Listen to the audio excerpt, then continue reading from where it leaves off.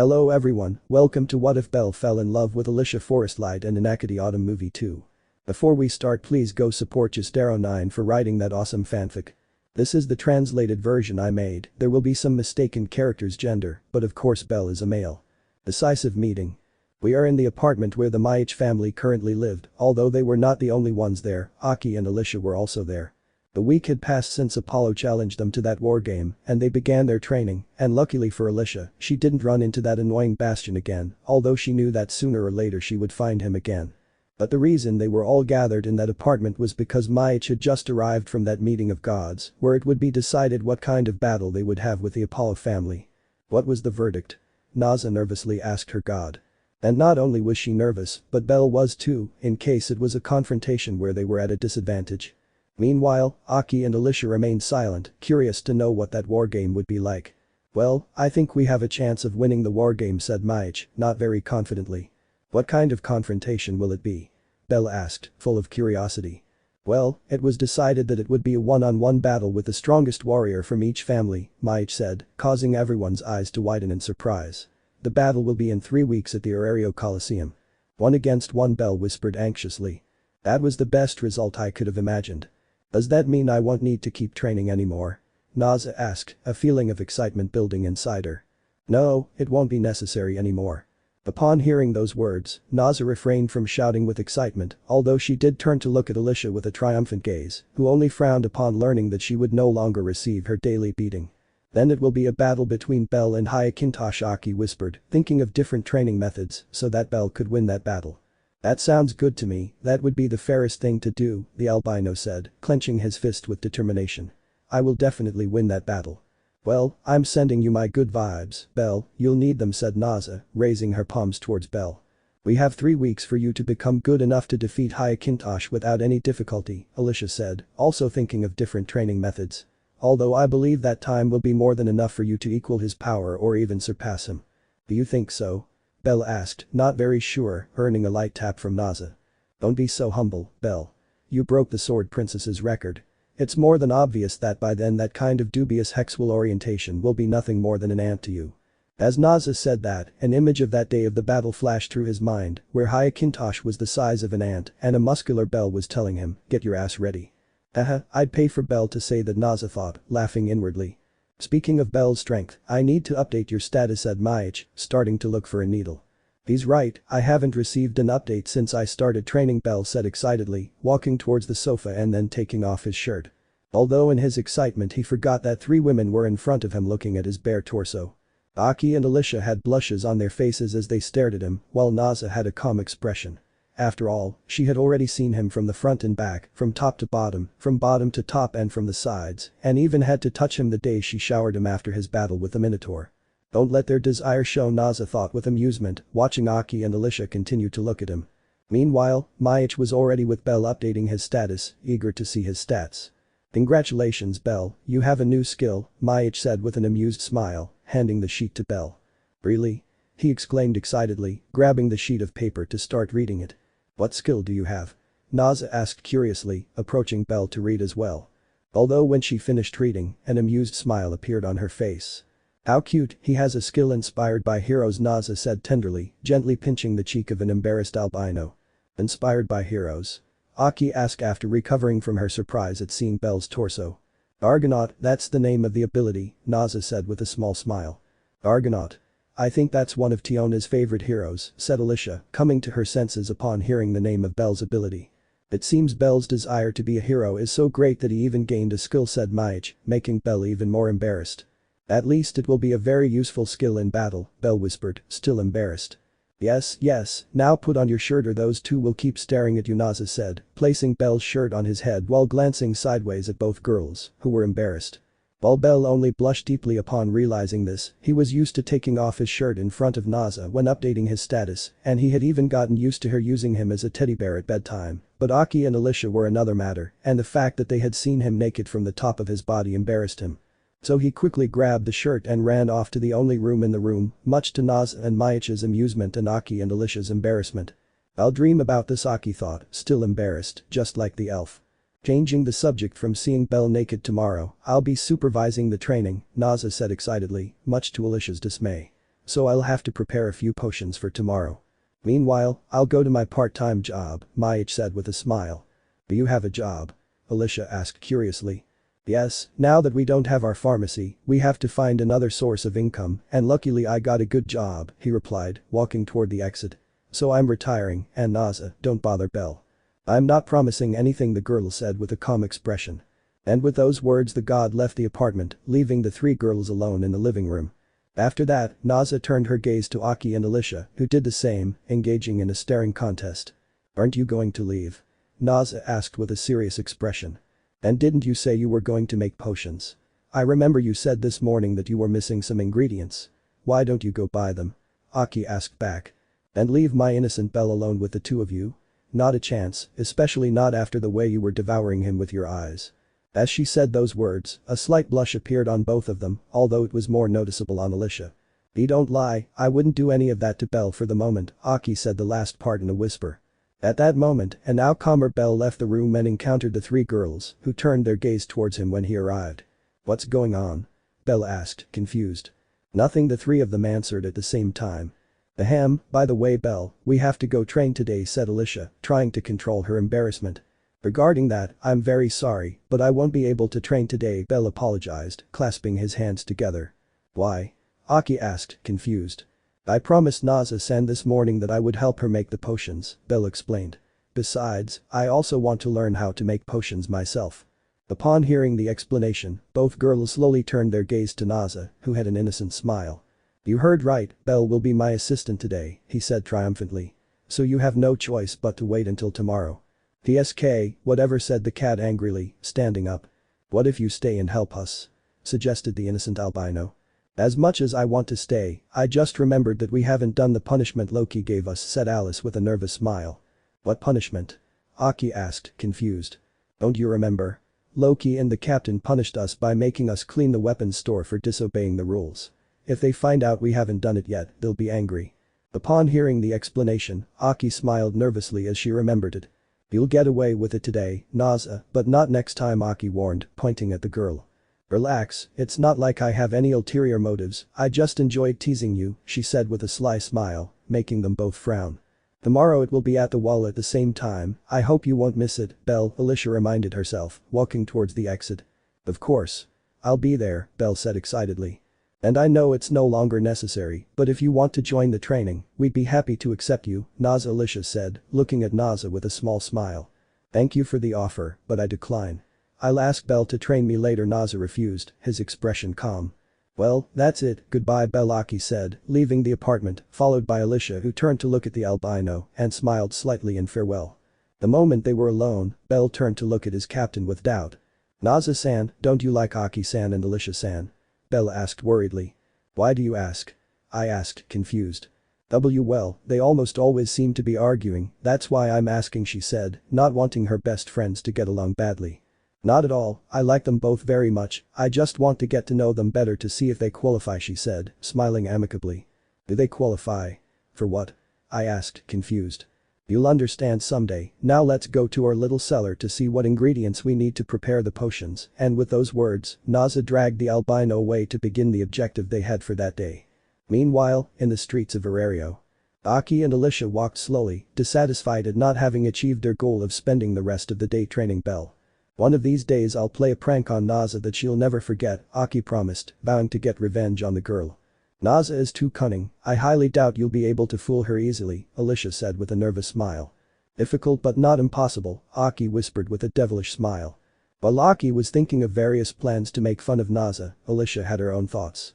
I think I'll ask him tomorrow when we're going out to buy his new weapon, the elf thought with a small smile. She was excited by the idea of going out alone with Belle, as if it were a date, even though it wasn't, but in her mind she believed it was. However, a doubt arose in the elf's mind. Why hasn't Aki tried anything with Belle again? That was the question that lingered in Alicia's mind.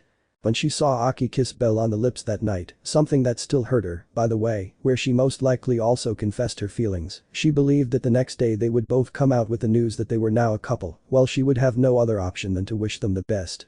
But to her surprise, many days had passed since then, and neither of them had given any indication of being in a relationship. The most notable thing was that they were embarrassed at times when talking together, but nothing more, something that confused her quite a bit.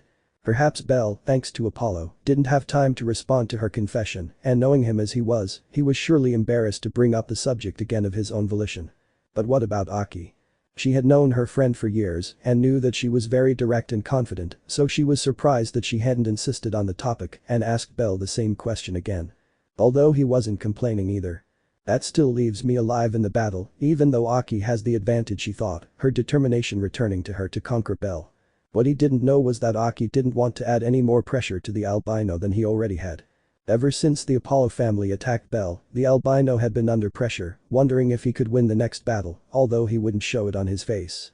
So Aki made the decision not to bring up the subject of confessing to Belle again until this whole problem with the sun god was over, although of course, that wouldn't stop her from acting a little affectionate with Belle from time to make him nervous, something that Alicia still found difficult. However, there was also a second problem for Aki, which had made her have many doubts since Loki scolded them that day for getting the family into trouble by helping Belle. So I would also use that time to sort out my feelings and eliminate all those doubts and insecurities. So, both lost in their thoughts, they continued on their way to the Twilight Mansion, although they saw in the distance an elf with airs of grandeur approaching them, who had not yet noticed the elf's presence. "Look, Alicia, your suitor," said Aki, pointing at Bastion with disgust. Ever since she met him, Aki had felt disgust towards him, which was evident in her expression. "I'm not in the mood to deal with him," Alice said, watching the elf approach. "I'll go this way. If he asks about me, tell him you haven't seen me." And with those words, Alice ran off down an alley which was a shortcut to the Twilight Mansion. Aki would have taken that path too, but decided to stay to greet the elf. "Wow. Weren't you Alicia's friend?" Bastion asked when he noticed Aki in the middle of the street. "Of course. That's me," Aki replied with a friendly smile. "Now that I look at you more closely, you are very pretty, it's a shame you're not an elf," Bastion said after seeing the cat's face. Upon hearing those words, Aki frowned slightly. He says he's in love with Alicia but shows interest in someone else. How disgusting, Aki thought, erasing her friendly smile. "By the way, catgirl, haven't you seen my beloved Alice? I'd like to ask her out on a date," Bastion asked, looking around for the elf. "I saw her this morning, but don't worry, she left me in charge to give you a message," said Aki, putting on her friendly smile again. "Really? I knew Alicia was interested in me. She's probably been thinking about me all week, though it's not surprising. If her only friend is that disgusting human, she was obviously going to be captivated by my beauty," the elf said arrogantly. "And what's that message?" Aki's friendly smile only grew wider as veins popped out on her forehead when she heard me call Belle. "Here's your message, enjoy it." The loud scream echoed throughout her area as the elf fell to his knees, tears welling in his eyes from the immense pain he felt. "Damn it," the elf whispered in pain, looking at the cat. "That's for making my friend uncomfortable and insulting Belle." And with those words, Aki resumed her walk towards the Twilight Mansion with a small, satisfied smile, leaving the elf lying on the ground. "I hit him really hard and he didn't faint, maybe he's a level 2 or 3, Aki thought, glancing sideways at the elf who was still on his knees. "Oh well, it doesn't matter." And downplaying it, Aki continued on her way, satisfied with having carried out her prank of the day. "That's why I hate the other races, they're all savages," Bastion thought angrily, walking with difficulty. Someday he'll regret it. And vowing revenge, the elf continued walking with difficulty, hoping that the pain would soon disappear. A friendly fight. We find ourselves at the enormous wall of Aurario where a certain albino, along with a beautiful elf, were leaning against the wall observing the panorama. Not long ago, Belle had finished his daily training, which was paying off as he was improving a lot when fighting. And now they were both resting, observing the city from above, although not far from them was Naza, who was sitting while writing in a notebook the amount of money they needed to create the pharmacy again from scratch. Meanwhile, Aki decided to go to the city for some drinks since she was the fastest of the 4 and such a trip wouldn't be a problem for her. Why not all come down from the wall together? They wanted to stay to pass the time and watch the sunset, which was still an hour away. "You're doing really well in training, Belle," Alicia congratulated him with a small smile. "With each passing day, you're forcing Aki to use more strength. You're truly amazing." "Thank you very much, but it's not that big of a deal," Belle said, embarrassed by the compliment. "I'm sure if Aki-san got serious, she wouldn't last a minute." "Do you think so?" "I think you could hold your own for about 5 minutes, after all, you're very skilled," I continued, praising Alicia to Belle's embarrassment. "That war game will be a piece of cake for you." "I hope so. I don't like the idea of abandoning Kami-sama and Naza-san," he said, slightly clenching his fist. "I definitely have to win this fight." "I'm sure you'll succeed," she said with a small smile, turning her gaze towards the city. After that conversation, they both remained in the same place observing the panorama while Naza continued with his calculations, waiting for Aki to arrive with the drinks. By the way, there won't be any training tomorrow, Alicia said again, catching Belle's attention. Why? He asked, puzzled. Aki will be busy tomorrow so she won't be able to train you, he explained, turning his gaze to Belle. I see, so tomorrow will be a day off, Belle whispered, thinking about what to do tomorrow. That's what I wanted to talk to you about, she whispered, a little shyly.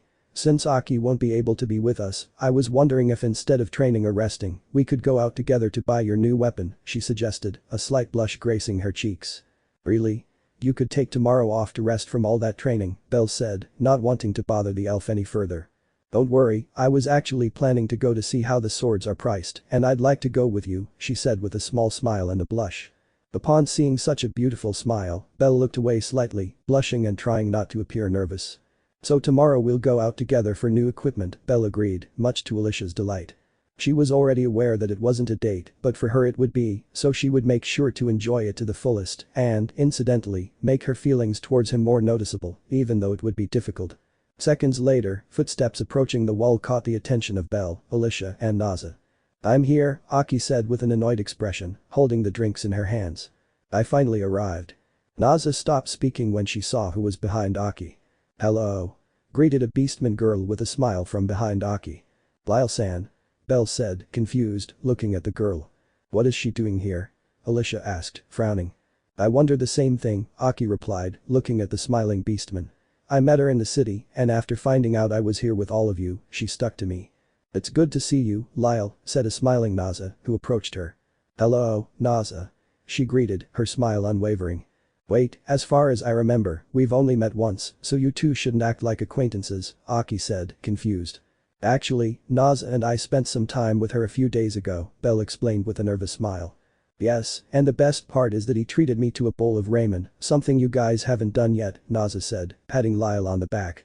I also brought some Jack American if you want one, Lyle said, holding up a bag of food. See? Why aren't you as charitable as she is? Naza asked the cat and the elf. Don't worry, one of these days I'm going to give you a boiling soup, Aki said with a forced smile. And fish underwater, added Alice with a friendly smile. Well, if you want to lose points with Belle, then go ahead, Naza said, feigning innocence. At those words, both of them let out a groan of defeat. Ahaha, you girls are funny, Lyle laughed at the interaction of the three girls. Meanwhile, Belle just stood a few meters away from them, observing everything with a blank face, while a question lingered in his mind. When did I start being surrounded by women? He thought, confused. For some reason, I felt that my grandfather would be crying with happiness. Now that I think about it, I don't have any male friends, Belle thought as he realized that detail. The only man she looked at every day was her god, but she didn't know if she could count him as a friend. So I tried to think of someone else I could count on as a friend. The elf Bastion came to mind, but he was immediately dismissed.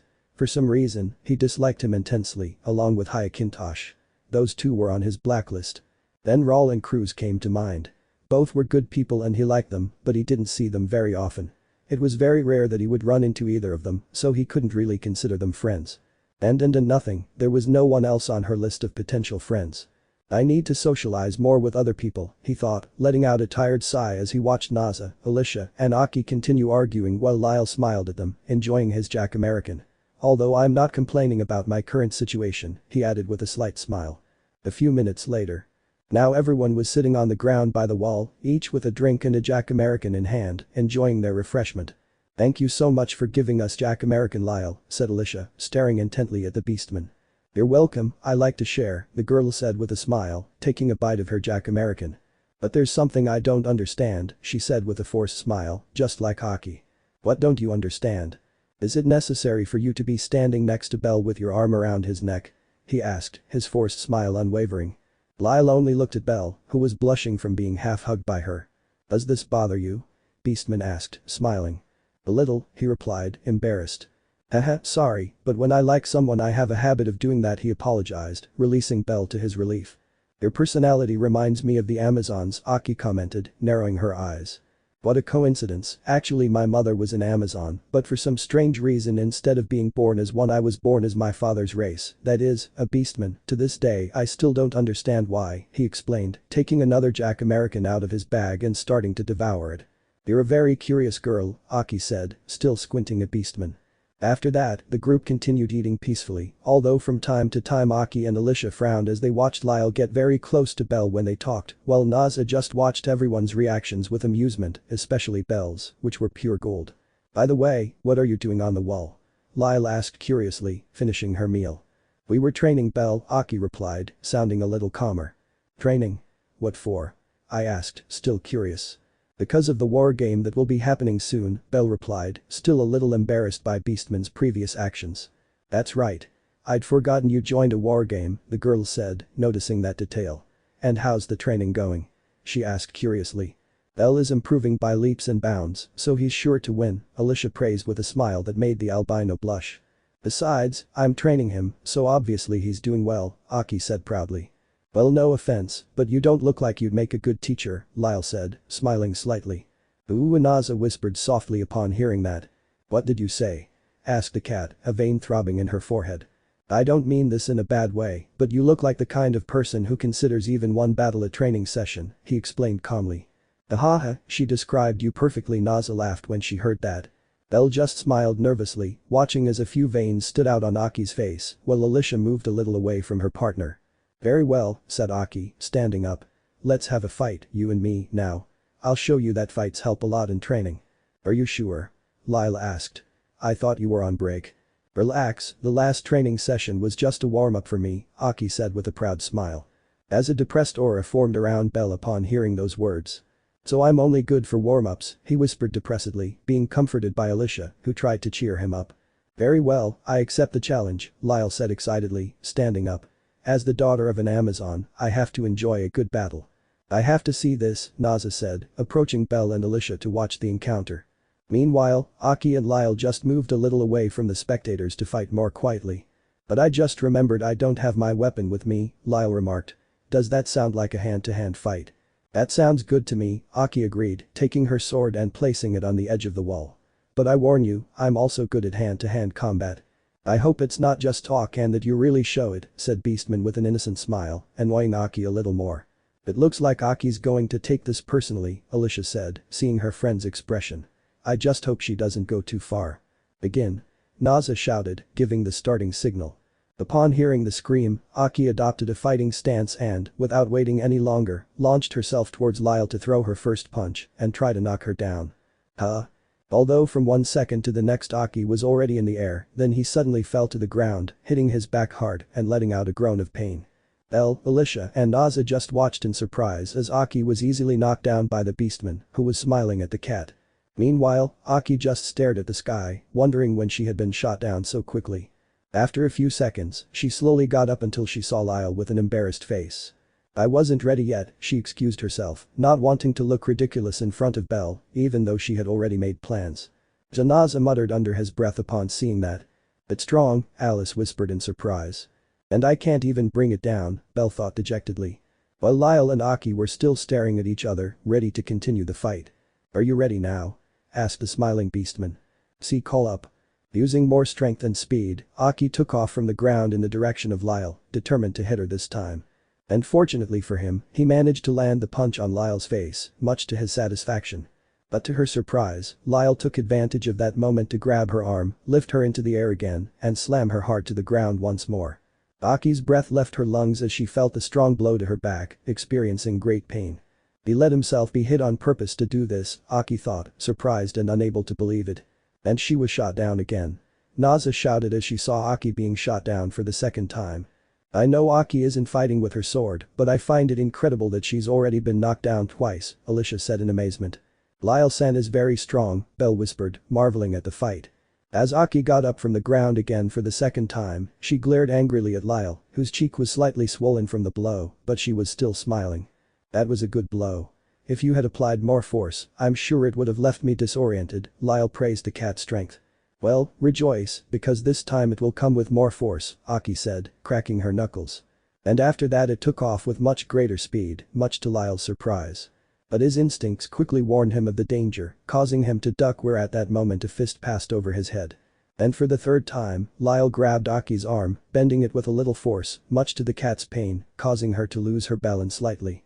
Lyle took advantage of this to direct his body and send Aki crashing face first to the ground. At this point Naza was holding back laughter as she watched Aki being knocked down with relative ease 3 times. Meanwhile, Alicia and Belle just stood there with their mouths open, not believing what they were seeing. "Do you want to continue?" Lyle asked with a hint of mockery, watching as Aki slowly got up from the ground with a trickle of blood running down her nose. The cat's fur covered her eyes, preventing anyone from seeing the expression she had at that moment. "What's going on?" Lyle asked, still smiling. Although her smile disappeared as she felt a punch at full power impact her face, sending her flying several meters and falling hard to the ground. "Not once or twice you made me look ridiculous in front of Belle 3 times," Aki whispered, raising her gaze and revealing her angry expression. "That's unforgivable." As Lyle slowly got up, his cheek was much more swollen from the hard blow, and blood was running down his nose, but despite that, he was still smiling, but it seemed like a forced smile, very forced. "Very well, you brought it on yourself, Kitty," said Lyle, cracking his knuckles. "I say the same, little wolf," Aki said angrily. And with those words, both launched their attack, beginning a fierce battle. Punches, scratches, hair-pulling, bites towards their tails, and many more things were what Belle and Alicia were seeing with an anime-style sweat drop. Meanwhile, Naza just watched with a smile, eating her Jack American and enjoying the show. "Should we stop them?" Alicia asked, not very sure. "Leave them be, they'll get tired eventually," Naza said, amused. "I hope they're not seriously hurt," Belle thought worriedly. And so time passed, and the 2 girls continued their fierce battle. Some time later. Now the 5 inhabitants of the wall stood watching as the beautiful sunset began to delight their eyes. Although Aki and Lyle had their faces swollen from so many blows, accompanied by scratches and messy hair as a result of the previous battle. "I think they exaggerated," said Alicia with a nervous smile, looking at both girls. "Do you think so?" "I think I was too soft," Aki said, still a little angry. "I agree," said Lyle with the same attitude. "Come on, don't fight," the albino tried to calm them with a nervous smile. "Yes, calm down and enjoy the beautiful sunset," Naza said, watching with a small smile as the sun hid behind the mountains, giving way to a sky that was between red and orange. But Aki and Lyle said nothing, remaining silent and watching the sunset, still frowning and wishing for a rematch sometime in the future. "Haha, I'm glad you 2 get along," Belle whispered with a nervous smile. Meanwhile, Alicia just watched everyone with a small smile before gazing at the sunset. Today was a crazy day, he thought with amusement, recalling the battle. But tomorrow will be different. Alicia had not yet forgotten that tomorrow she had her date with Belle, where she would make sure to enjoy herself to the fullest next to the albino. And who knows, maybe she would have the opportunity to tell him her feelings, but she wasn't sure yet. He would just let fate take care of it, hoping that tomorrow would go well and that Belle would start to notice her feelings for him more. So in the meantime, she would take care of enjoying that beautiful sunset next to the boy she loves, along with 3 strange companions, Aki, Naza, Lyle. "I think I lost a tooth." Those were the words Lyle blurted out when he realized he was missing one of his teeth. This caused the others present to start laughing loudly, including Aki, who found it funny, and seconds later Lyle also joined in the laughter. Undoubtedly a pleasant afternoon for the group. Ambition. We found ourselves at a huge fountain which was in front of the Tower of Babel, where a certain albino was sitting on it waiting for his companion. He was dressed in black pants along with a long-sleeved white shirt. I had been sitting there for about 15 minutes waiting for the beautiful Alicia to arrive. "I think I left too early," he thought, watching a few adventurers enter the dungeon. But he didn't complain either. He was always someone who liked to arrive early to any meeting or gathering. He didn't like to keep people waiting for too long, so that's why he always arrived early. "Wow. You're the cute albino boy who killed the Minotaur with just his bare hands in the Colosseum." El looked up, confused, when he heard someone speaking to him. In front of him stood a beautiful Amazon warrior and a human woman, both of whom were looking at him with admiration. "Haha, yes, it's me," Belle said, embarrassed. "I'm a huge fan of yours. Would you give me your autograph?" the human asked, pulling out a notebook and pencil. "Oh, of course," I accept nervously. Trying to make a decent signature, Belle wrote his autograph in the notebook and then returned it to the human. "Thank you so much," she said happily. "I want an autograph too," said the Amazon, approaching Belle. "Oh, of course. Where is the notebook?" he asked, a little nervous because of the Amazon's proximity. "You don't need a notebook, I want you to sign here," she said with a playful smile, bringing her breasts, which were only covered by a bra, closer to Belle. "Hey, are you serious? You don't want it in a notebook?" he stammered, embarrassed. "Sign," the Amazon insisted in a flirtatious tone of voice. While Belle, using all his willpower to avoid fainting, signed the Amazon's chest, trying not to touch her directly with his hand, although on one occasion he did so accidentally. "Thank you," the Amazon said, still smiling flirtatiously. And with their objective accomplished, the two girls left, leaving Belle alone again. "You, I thought I was going to have a heart attack," Belle whispered, recovering from that moment. "You seem to really enjoy your fame." The angelic voice of a certain elf he knew very well was heard behind him, startling him a little. So he slowly turned around to see her, and there she was in front of him with a small forced smile. What caught his attention, however, was the beautiful white dress she was wearing, which only served to highlight her beauty even more. It's not what you think," Alicia and Belle stammered, frightened. "I know," said Alicia, letting out a tired sigh. "I know very well that you're too kind to refuse anyone anything. You've been like that ever since I met you." Haha, she laughed nervously. "But you should still refuse things that make you uncomfortable, like what just happened," the elf advised. "Besides, it bothers me when girls are so forward with you." He thought about this last part. I'll try it next time," she promised, turning her gaze back to Alicia's dress. By the way, you look very beautiful today." Alicia's face gradually turned red as she listened to the praise she had just received. Thank you, I dressed like this wondering if you'd like it," he whispered, feeling a surge of happiness at those words. I'm so glad you liked it, why you look very handsome too." "Thank you. Naza-san helped me choose the outfit." Upon hearing Naza's name, Alicia put on a disinterested expression. Although they were friends, they had been arguing a lot lately and curiously, it was always about the albino. "Well, it would be best if we went to buy your new weapon before it gets too late," said the elf, approaching Belle. "I agree, I just hope it's not too far away," Belle said with a nervous smile, looking at how tall the Tower of Babel was. "Don't worry, the shop we're looking for is on the first few floors," the elf reassured them. "Let's go." And without giving him time to react, Alicia hugged one of Belle's arms, who blushed greatly when he saw her walking with him, her arm around his. The elf, blushing slightly, was happy to be doing this. She might not have the courage to kiss him like Aki did, but she did have the courage to walk arm in arm with him. That way it would feel more like a date to her. So it was in that position that both entered the Tower of Babel, only this time instead of going down they went up to that place. After some time they arrived at the store they were looking for where Belle felt nostalgic upon remembering the place. It was the same store where a few months ago he went with Alicia and Aki to buy his first armor and where on that same day Alicia gave him his precious dagger. "This shop always has hidden gems, so it'll be worth taking a look," Alicia said, smiling as she looked around the shop. "Shall we split up to look for a weapon?" "No," Belle quickly refused, much to Alicia's surprise. I'd like you to be with me when I find my new weapon, so let's look together." A small feeling of happiness appeared in the heart of the beautiful elf, who smiled slightly with a small red tint on her cheeks. "Okay, then let's go," said Alice, clinging tighter to the arm of an embarrassed Belle. He knew very well that what he was doing was very daring in the eyes of his race, but at this point he no longer cared. If she wasn't direct in her actions or what she said, she would never make Belle fall in love with her, so she cared very little about what the other elves thought. So with a smile on their faces, they both went into the store to look for that new weapon that Belle would use. "It still hurts to know that I can no longer use the weapon you gave me," Belle whispered dejectedly, looking at some swords that were in front of him. "Relax, after all it was just a weapon," the elf tried to reassure her. "You're right, but you gave me that weapon, and that makes it more special than anything else," he said, while continuing to look at the weapons, unable to notice the large blush that had formed on Alicia's beautiful face. "You idiot, how do you always manage to say such beautiful things at just the right moment?" she thought, still blushing, as the albino looked intently at the weapons. "If only I could say what I think so easily, I'd tell you my feelings without hesitation." She knew very well that Aki had mustered up a lot of courage to be able to give Belle that kiss and tell him her feelings, so she felt very frustrated because she couldn't do it like her friend did. She lacked a lot of courage to do that action.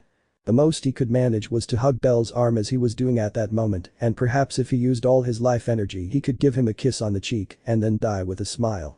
At this moment I would like to be very direct like Naza, she thought, feeling envious of that girl who, to this day, she didn't know if she was just a spectator or another rival to conquer Belle. Naza's thoughts were a mystery to her. "Oh." Belle's exclamation pulled Alicia from her thoughts, turning her gaze to the albino. "What's going on?" I asked, confused. "Look." The albino said excitedly, pointing in a specific direction.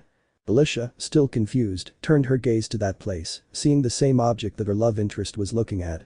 There in front of them was a very beautiful white dagger. The similarity to Belle's old dagger was quite strong, with the only difference being that this dagger was a little longer. Alicia only had to see Belle's excited expression to know that this was the dagger he had liked for the simple reason that it resembled the one he had given her. And that made her happy. "Will you buy that one?" the elf asked, stating the obvious. "Yes. It even looks like it's very good quality," he said in amazement, taking the dagger in his hands and feeling how sturdy it was. It's perfect, I like it very much. Okay, then let's pay for it. And still holding the albino's arm, they walked towards the payment place where he was surprised to find it cost 20,000 balas, but Belle didn't care, handing over that amount without hesitation. Now that their goal had been achieved, they both left the gun shop, Belle satisfied with his new weapon, and Alicia thinking about what to do to prolong this date much longer. I'm sure that with this dagger I'll win that war game, said Belle, his eyes blazing, ready for any confrontation. Relax, Belle, there are still 2 weeks until the war game starts, Alicia reassured him with a nervous smile.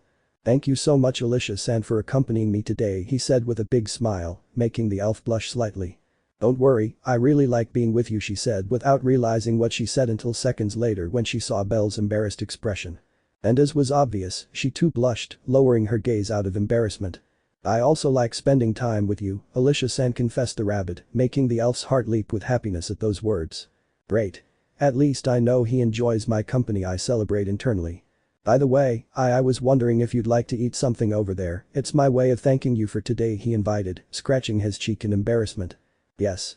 Alicia happily agreed without hesitation, though seconds later she realized what she'd done and regained her composure. I mean, I'd like to. Perfect. I've heard that a new food stall has opened near Babel, so I'd like to go there, the rabbit suggested excitedly. That sounds good to me, I've heard about that position too, I accept the offer, also excited. Then let's go, I heard they make very good food there. And so they both started walking with Alicia still holding Belle's arm and with a beautiful smile on her face, happy to be spending that pleasant moment with him. Meanwhile, in another part of the city. We find ourselves in the Twilight Mansion, specifically in its weapons cellar, where 2 people were located. They were Aki and Raul, who were cleaning that place on orders from their captain. Meanwhile, Aki was on the sword side, dusting and arranging them while wondering what Belle was doing at that moment. And on the other side was Raul, who was cleaning the shelves while glancing sideways at his friend, debating whether to speak to her or not. Lately he hadn't been talking to her much, and that was because he spent most of his time training Belle, something that hurt him, but that he had already accepted. But even so, in recent days I had noticed her more thoughtful and downcast, as if something was bothering her. And as her good friend wanted to know what was wrong with her and also have a lively chat with her now that they were alone, he was hesitating about whether to bring up the topic or not. Come on, Raul, don't be a coward, he thought, encouraging himself as he watched Aki, who was still cleaning the same sword she'd been using for the last 5 minutes. Hey, Aki. Yes. He said after coming out of his thoughts, turning to look at his friend. I don't want to seem nosy, but is something wrong? He asked, a little nervous. Why do you ask? The cat asked, confused. Well, you've been much more thoughtful lately, and you've had a downcast expression, I explained, smiling nervously. Upon hearing those words, Aki looked at the sword in his hands and then let out a tired sigh. The truth is, there is something that is bothering me, I confessed, to Raul's surprise. Really? And what is it? Sure, if you want to tell me, he said, sounding both curious and nervous. Meanwhile, Aki just kept staring at the sword with a melancholic look, wondering whether to tell her friend her problems or simply keep them to herself. But she really wanted to talk about it with someone, and Raul was the one she trusted the most along with Alicia, so she decided to tell him her problems. The thing is, I'm in love with Belle, she confessed with a slight blush on her cheeks. Upon hearing those words, 5 swords pierced Raul's heart as he learned that Aki was in love with the albino, although he had already begun to suspect it for some time. But it still hurt, but she managed to keep her composure. So what's wrong with that? He asked curiously. The problem is that Alicia is also in love with him, she explained, with regret in her voice. For the second time, Raul opened his eyes in surprise upon hearing that revelation. It's not every day you hear about 2 pretty girls falling in love with the same guy. Or is it just that he didn't experience that? I think I know what the problem is, Raul said with a nervous smile. You're wrong, the cat denied. Alice and I already talked about it and parted on good terms, so that's not the problem. So? He asked, confused. The problem is that I think Alicia loves Belle more than I do, she said dejectedly as she said those words. Why do you say that? Raul asked, much more curious. Although he also felt stupid, he was listening with great curiosity and attention as the girl he was in love with talked about the boy she liked.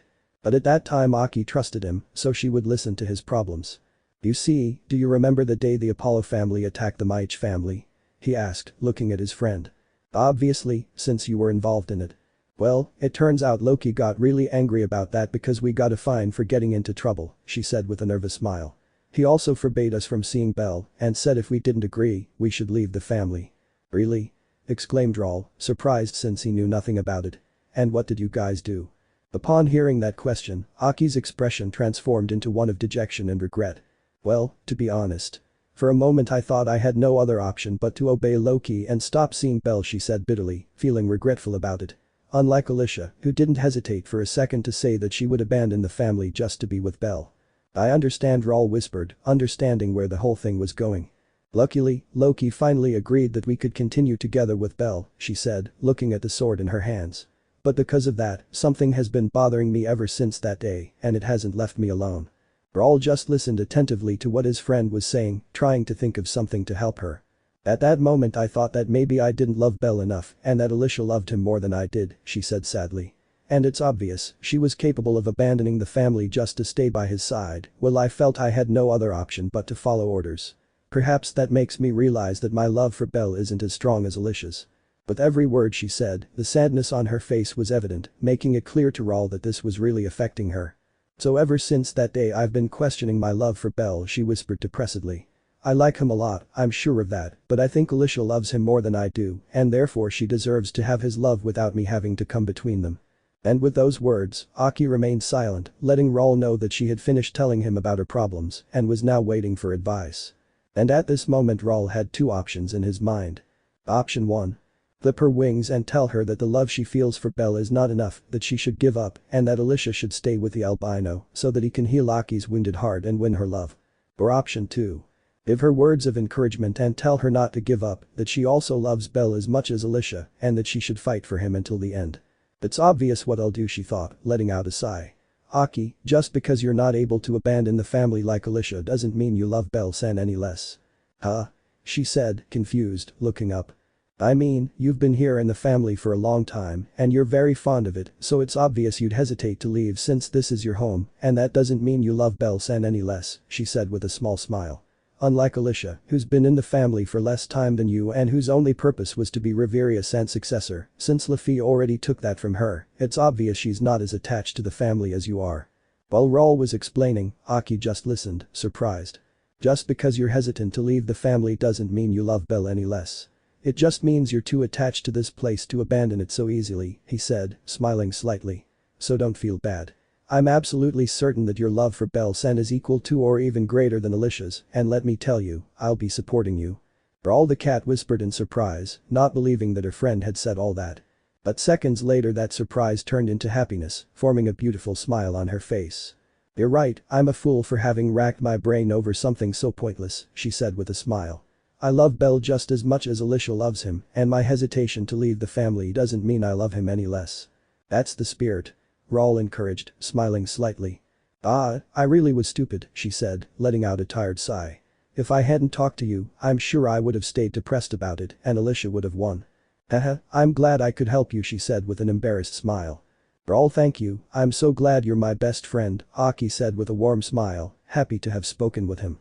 Unlike Raul, who felt a pang in his chest upon hearing that he was just a friend to her. But if she loved Belle, he was nobody to stop it, even though it hurt him a lot to know that the girl he had been in love with for 8 years was in love with someone else, he would still accept everything so that she could be happy. Because that's what a man does. Good luck, Aki, I'll be supporting you from the bench, Raul encouraged, raising his thumb. This caused Aki to laugh slightly, then give his friend a light pat on the shoulder. Thank you, and when you fall in love with someone, don't hesitate to tell me. I'll be there to support you and give you advice, Aki said, also giving a thumbs up. Raul laughed nervously. Although she supported her platonic love in winning over that boy, it still hurt her a lot. So the first thing she would do when she got to her room would be to cry and cry. But in the meantime, she would continue cleaning and tidying the cellar with a small smile so as not to worry her friend and to cheer her up. I'm sure that one day life will smile on me, he thought dejectedly.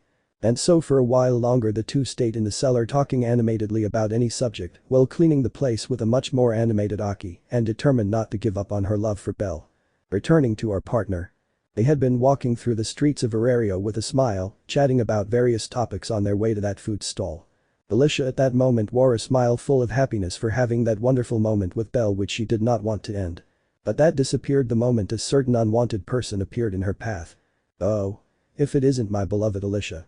Upon hearing the voice of a certain elf, Belle's expression changed to an angry one, while Alicia's changed to an annoyed one, knowing that her moment with Belle had just been ruined. What do you want? Alice asked grumpily, looking at Bastion. Well, I was just passing by and I saw your beautiful face from afar, so I decided to come and say hello, he explained with a smile. But now that I think about it, why are you hugging that disgusting human's arm? He asked, looking at Belle with disgust. Belle isn't disgusting. Alice said angrily at how she referred to Belle. Seriously, Alicia, an elf as beautiful and perfect as you shouldn't be near a human, Bastion said with disgust.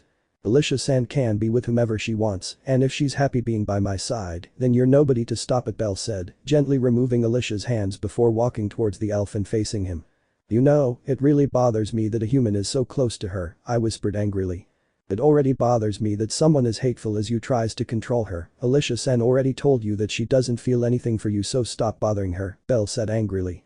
You guys, Alice stammered, a little nervous, seeing how they both started to attract attention. You know, now that I look at you, I just remembered that I wanted to propose something human, something to make it clear what your place is, said the elf. Tomorrow, you and I will have a fight to win Alice's love. What do you think? That sounds perfect to me, Belle agreed without hesitation. Yeah? Exclaimed Alicia with a massive blush on her face upon hearing that Belle had agreed to fight for her love.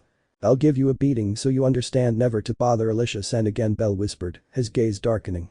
We'll see who beats whom, the elf said arrogantly, then turned to look at Alice. Just you wait, my beloved, tomorrow I'll show you that I'm better than this stupid human and that you're wasting your time with him.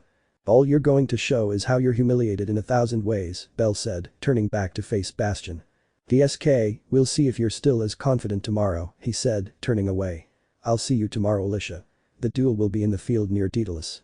I'll give you a beating there. And with those words the elf withdrew, leaving the couple alone once again. I never thought I could hate someone so much, she said, relaxing little by little. But it really bothers me that he tries to control you like that. After that, Belle turned his gaze to Alicia, who was still very flushed as she looked at the albino's face. Alicia-san? Is something wrong? Belle asked, confused. Belle, the elf stammered shyly. Are you really going to fight for my love? Belle just stared blankly upon hearing those words. Looking back, he just realized that he had just accepted a battle for the love of the beautiful elf. He was so angry with the elf that he had overlooked that detail. But now he was aware of it, seeing Alicia's beautiful face blushing. Seconds later the albino covered his face with both hands, unable to look Alicia in the eyes because of the shame he felt. I wish the earth would swallow me up, he thought, filled with shame. Well, the elf was just playing with a lock of her hair, still blushing, but with a great feeling of happiness inside her. The battle between Belle and Bastion was just around the corner. Confession. We are in the Maich family's apartment where two people had just left to start walking through the streets.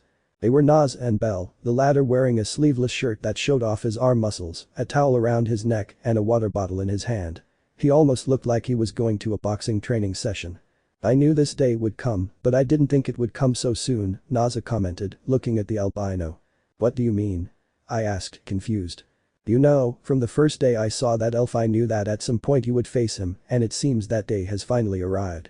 I can't help it, he was the one who challenged me to that duel. Besides, he makes Alicia-san very uncomfortable with his constant proposals. It's irritating, Belle said, slightly angry. You're right, besides, they're both in love with the same woman, so it's obvious they want to have a duel for her love, Naza said with a mocking smile, watching Belle blush slightly. And no, that's not it, Naza-san, Belle said, embarrassed. Are you going to deny that you're in love with Alicia? Naza asked, narrowing his eyes. Or are you perhaps in love with Aki? Or maybe with both of them? Don't start, Naza-san, Belle pleaded, much more embarrassed, not wanting to dwell on the subject at that moment. Or perhaps you're interested in me? I asked with a playful smile, making Belle blush even more. Naza-san. Haha, I'm sorry, but it's really fun to tease you, she apologized, wiping away a small tear caused by laughter. It's not funny, Belle complained, annoyed. After that short conversation, they both continued their walk towards the meeting place, although halfway there they encountered three other girls who noticed their presence. They were Alicia, Aki and Lyle, where the first to approach him was Aki, who hit him hard on the head. You damned rabbit. I haven't seen you for a day and you're already getting into trouble. Aki scolded a frightened Belle. Sorry, but I couldn't help it, she apologized, frightened by the cat's angry glare. Meanwhile, behind her, Alicia watched the albino with a slight blush, unable to forget how he had accepted a battle for her love. I know he said it without thinking, but it makes me happy, I thought with a little happiness. Hey Belle, how's it going? Lyle greeted, approaching the albino. Hello Lyle-san, what are you doing here? He asked, confused. What do you think? Aki asked in a bad mood. She's a busybody, so she stuck to Alicia and me when she found out through Alicia that you were going to fight.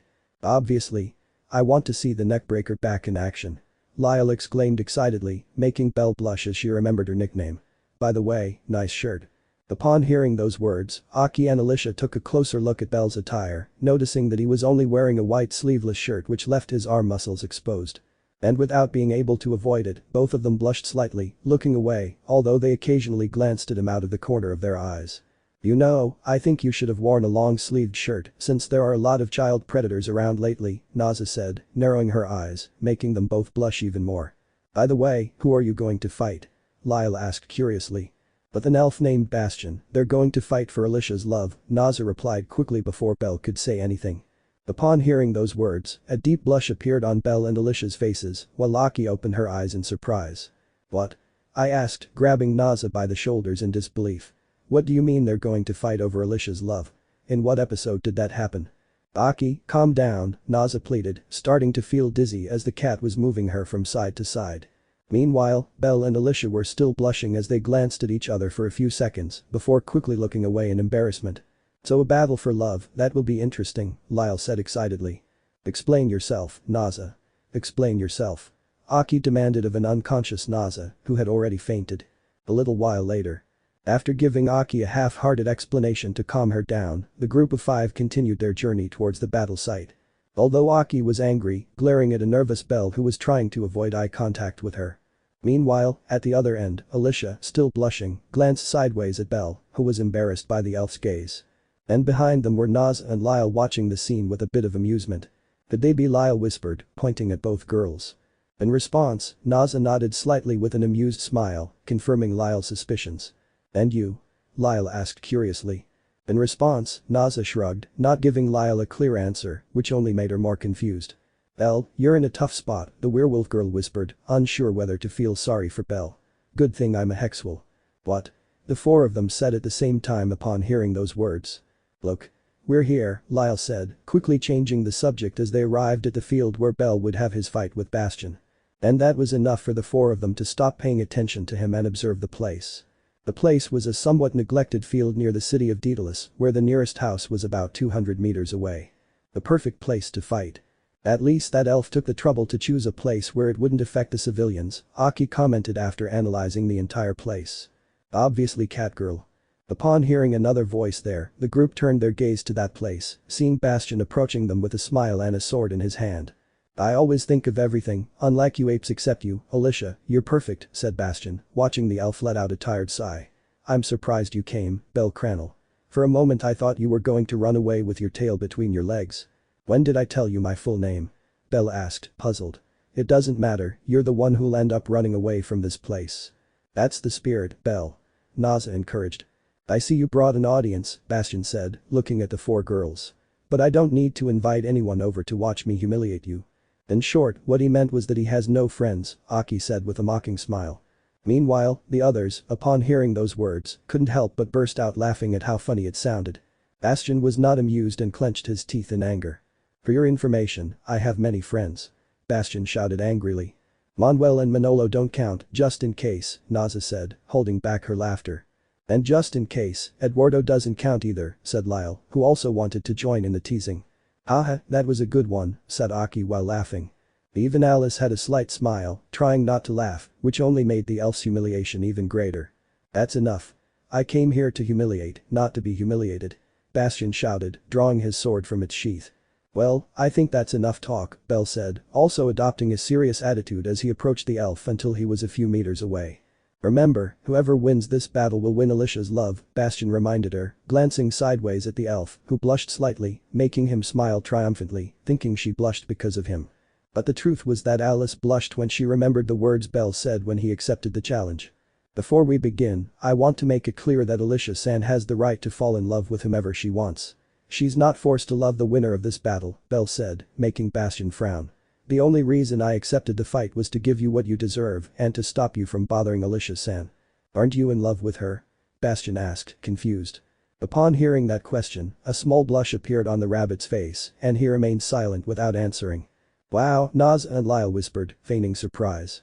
Meanwhile, Alicia's blush grew much larger when she saw that Belle did not answer the question. Say something, you womanizing rabbit. Deny it or confirm it. Shouted Aki, who was starting to feel jealous. Why yo tartamutio Bell? It doesn't matter.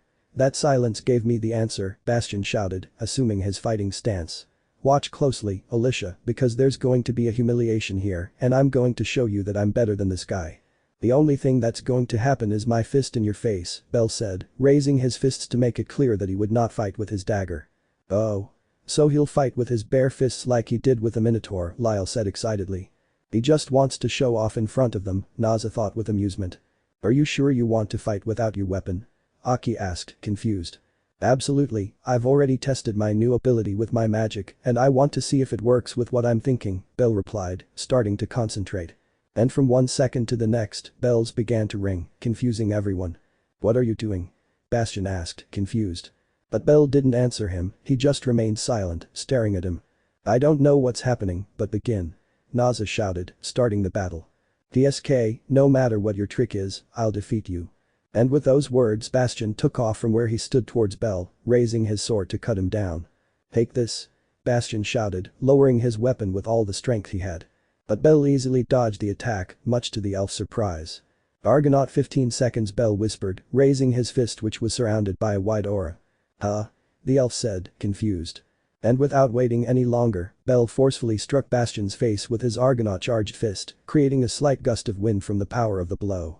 The impact was so strong that it sent Bastion flying several meters until he crashed into a tree and lost consciousness. The audience was left speechless after witnessing the scene. That's it. Just that. Naza said, confused by how short the fight was. I thought the battle would be longer, I feel cheated, Lyle whispered dejectedly. So I can also increase the power of my punches with that ability, Bell thought excitedly after making that discovery. Hey, are you seriously not going to get up? Aki asked when she saw that Bastion wasn't moving a muscle. It doesn't matter, let's get out of here, Naza said, disappointed. Not yet. The elf scream caught everyone's attention again as they watched him get up while staggering and blood trickled from his nose. This isn't over yet. And with that shout Bastion launched himself into the attack again to try to cut Bell with his sword, but once again he managed to dodge the attack without any difficulty, giving him another punch to the face, only this time with less power. Damn it. He said angrily, trying to stay on his feet and launching himself to attack Bell again. While the two of them fought, the girl stared intently at the battle. What level do you estimate it to be? Lyle asked the cat. Well, judging by his speed, I'd say he's a level 2, mid to late stage, Aki said, watching Bell knock Bastion down again. But his fighting technique is very bad, Naza said, watching Bastion move his sword from side to side without any skill. Is he really an adventurer? Lyle asked, unable to believe it. I'm surprised he reached level 2, being so bad at combat. Well, many manage to reach level 2 just by staying on floors 1 through 10, and those floors don't require much skill, Aki said, watching Bell easily dodge attacks and land a hit. The great difference between the two was clear. So, what level are you, Lyle? Naza asked, ceasing to pay attention to the beating the elf was receiving. My level? Well, I'm level 3, he replied calmly. Level 3. Don't give me that crap, you lying wolf. Aki said in surprise after hearing that. I'm telling you the truth, I'm level 3, you ignorant cat, she said, a little offended. Your power isn't that of a level 3, so you're lying, Aki said, refusing to believe the lie. It's not all about levels, Aki, Lyle said in a wise voice. You don't need to be stronger than your opponent to beat them. As long as you have a lot of skill, you can defeat someone who is above you in level. Are you telling me I have no skill? Aki asked angrily. It's not that you lack skill, it's just that you're very predictable, he replied with a mocking smile. TSK, stupid wolf, Aki whispered, looking away angrily. Naza laughed under his breath. While they were talking, Alicia stared at the fight, watching as Bastion was knocked down by Bell again, causing her to let out a tired sigh. This is stupid, Alice whispered, starting to walk. Why don't you admit defeat? Bell asked the elf, who was getting up from the ground again. Not yet, I can still fight, he said angrily, raising his sword to attack Bell again. But to his surprise, Alicia stood in front of Bell, causing him to stop his attack. Alicia-san. Alicia. They both said at the same time. That's enough, said the elf with a serious expression. What? I haven't given up yet. Admit it, Bastion, you lost, Alice interrupted, making the elf grip his sword in frustration. All you're doing is making yourself look even more ridiculous. Alicia's words pierced Bastion's chest like daggers, causing him to loosen his grip on the sword. But she whispered in frustration. I see you're still being insistent about that, he said, letting out a tired sigh. Alicia-san. Bell whispered, confused, watching the elf approach Bastion. Meanwhile, Bastian just watched in confusion as the beautiful elf approached him. "Follow me," said Alice, moving a little away from the others. Meanwhile, Bastian, somewhat confused, followed Alice under the watchful eyes of the others. "What is she doing?" Lyle asked, confused. "I think she wants to talk to him privately," Naza said, glancing sideways at Belle, who had a slight grimace of discomfort as he watched Alicia walk away with the elf. Meanwhile, with Alicia and Bastian being a little apart from the others, they began their conversation. "Why?" Alice asked the elf. "Huh? Why do you insist on all this so much?" I asked, confused. "Because I like you, Alicia," he replied, looking down. "Please be honest," she said without taking her eyes off the elf. Meanwhile, Bastian only slightly clenched his fists, having no other option but to tell the truth. "When you left the village, a few days later God arrived at the place where he would stay for a few years," he said, beginning to explain. "My father told me that if I wanted to be the next leader of the village, I had to be strong, so I asked that God to give me his fauna, where I began my training by defeating the monsters that were outside the village. It was very difficult, but after almost 6 years, I managed to reach level 2. While Bastian was explaining, Alice just stared at him, listening attentively to his explanation. "After some years I thought I was ready to be the new leader of the village, but my dad told me I wasn't ready yet, that I still lacked the most important thing, and that was having a wife," he said, looking into Alicia's eyes. "And that's where you thought I would be your wife, right?" she asked, narrowing her eyes. "To be honest, you are the only woman I have ever loved, so I desperately wanted you to be my wife. That's why I left the village to come to Arario and find you to ask for your hand in marriage." "And did you really think I'd accept?" he asked, with an anime-style sweat drop. "No," he replied, embarrassed. "But I still had the option of making you fall in love with me, so you would accept my proposal, and we could get married, but it seems someone else beat me to it, and I knew it from the first moment I saw you with him," he said, glancing sideways at Belle. As he said those words, a slight blush appeared on Alicia's cheeks, confirming Bastian's words. "I knew it, you're in love with that human," he said, letting out a tired sigh. "I was hoping to change your feelings, but it seems that will be impossible." "And you know how we elves are when it comes to love," said Alicia, looking away, blushing. "Do you really love him that much?" he asked, looking into the elf's eyes. In response, Alicia nodded sheepishly, causing Bastian to lower his gaze in defeat. "You have bad taste, Alicia," he whispered in a bad mood. "Well, I don't see it that way," she said, looking at Belle, who was watching them as if trying to decipher what they were saying. "So you'd better give up, because I won't be your wife." "Are you sure you don't want to marry me?" I asked, looking hopefully at Alicia. "Bastian, please don't insist. All you're going to achieve with this is making my opinion of you even worse than it already is," she said, much to the elf's dismay. "Fine, I'll accept your decision," he said, defeated. "I just hope my dad accepts my decision to be the leader without needing a wife." "I hope so too," she said, turning away. "Although if you'd had a different personality, perhaps us?" she said hopefully. "We would have been good friends." "Oh," that I whispered with disappointment. After that conversation, Alicia headed back towards her friends, followed by a discouraged Bastian, who had not achieved his goal. "What did you talk about?" Aki asked curiously as they got closer. "Did you agree to marry him?" Naza asked. "Of course not." Alicia snapped quickly and angrily. "I only managed to convince him to stop harping on about that whole thing." Upon hearing those words, everyone turned their gaze to Bastian, who angrily looked away and then looked at Belle. "You?" said Bastian, approaching Belle. "Me?" Belle said, confused. "You're lucky to have such a wonderful woman as Alicia by your side," Bastian whispered to him, standing close. "So you'd better make her happy, or you'll have me to deal with." "I don't know what's happening, but what I am sure of is that I will make Alicia-san happy no matter what it takes," he promised with an expression full of determination. "You'd better." And with those words, Bastian walked away from Belle and then went to see Alice. "Perhaps I couldn't achieve my goal, but it made me very happy to see you again. I hope our paths will cross again in the future. And I hope that by then you'll be a little more humble about your personality," said the elf with a small smile. And bowing slightly to Alice and raising his middle finger to Belle, the elf slowly left the field, admitting his defeat to the half-rabbit human. The others just watched as Bastian walked away from them until he was out of sight, at which point they all let out a tired sigh. "I was expecting to see more blood, to be honest," Naza said with disappointment. "I agree," Lyle whispered in the same tone. "Well, at least everything ended on good terms, right?" Aki asked, looking at her friend. "Something like that," she replied with a nervous smile. "Putting that aside, who wants ramen?" Lyle asked. "Me." Naza replied quickly. "Me too, I'm getting hungry," said Aki, sounding hungry. And Alicia and Belle just nodded slightly, accepting the offer. "Then let's go." Lyle shouted, starting to walk, followed by Naza and Aki. Meanwhile, behind them, Alice and Belle remained motionless. "I'm glad it's all over, I just hope no other suitor shows up," Belle said with a nervous smile. "Don't worry, I doubt there's anyone else," Alicia said, letting out a soft laugh.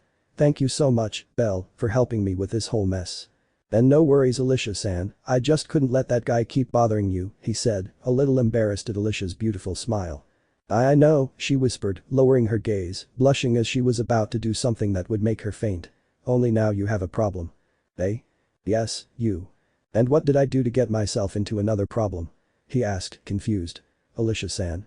To his surprise, he saw Alicia approach him and give him a short quick kiss on the lips, only to pull away instantly, leaving him with a deep blush on his face. "Why your problem was winning the love of this elf," he stammered, looking at the surprised albino. "I love you, Belle." And with those words and a very flushed face, Alicia fled the place, leaving Belle petrified in the same spot, unable to believe what had just happened. "He kissed me," he whispered, bewildered, his gaze lost in thought. As Alicia walked past the other girls, they were left confused, wondering what had happened to her. "I said it. I can't believe I said it," she screamed in her mind, still running, her heart pounding a mile a minute. "And I kissed him too. Please. Don't faint until we get to the mansion, don't faint until we get to the mansion." She wanted to stay with Belle and tell him how much she loved him and the reasons why she was in love with him, even give him a longer kiss, but her noble and small elf heart wouldn't be able to endure being in that situation for long, so she had to settle for that result.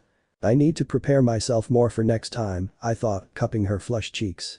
And putting all her willpower into not fainting, Alicia continued running while a beautiful smile adorned her blushing face, happy to have finally said her feelings. "I love you, Belle." Alicia shouted in her mind, though she longed to shout it out loud. And with that great happiness in her heart, Alice continued running and running towards the Twilight Mansion. While Belle remained petrified, Naza, Lyle and Aki tried to bring him back to his senses, something they were unable to do. "He kissed me," I thought, still unable to believe it. Answer.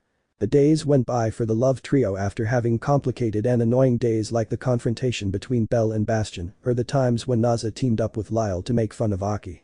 But what had changed most in the friendship of the three was that the atmosphere had become much more uncomfortable than before, thanks to the confession and short kiss that Alicia gave to Belle. How awkward had their relationship become? Well. Belle was on the wall doing a few tricks with his dagger as he was resting with Aki and Alicia after training. But in one of those many tricks, his dagger slipped from his hands and fell to the ground near Alice. He simply bent down a little to pick up the dagger, but what he didn't count on was that Alicia would do the same, stretching out her hand to pick up the dagger as well. And as was obvious, their hands ended up touching, staring intently at each other, before quickly pulling them away with a very flushed face. "I am sorry," they both stammered at the same time, trying to concentrate again on what they were doing. And all of this was only observed by Aki, who had her eyes squinted. And that was something that had been repeating itself since that confession and kiss from Alicia, making the atmosphere on the wall uncomfortable. It was so uncomfortable that even Lyle and Naza stopped going to the wall so often to watch Belle's training, just to avoid being in that environment. But luckily for the albino, all that was about to end, as that day was his last day of training since tomorrow would be his confrontation against the Apollo family. "It's been a month since that," Belle thought, sitting at one end of the wall, watching Aki and Alicia sitting a few meters away, also chatting about their training. 1 month since I danced with Aki at Apollo's mansion and received a loving kiss and a confession of love from her. 1 month since the Apollo family attacked him and his family, where his dagger was destroyed by Hyacintosh's bastard. And also 2 weeks since then, I thought, observing the blue sky.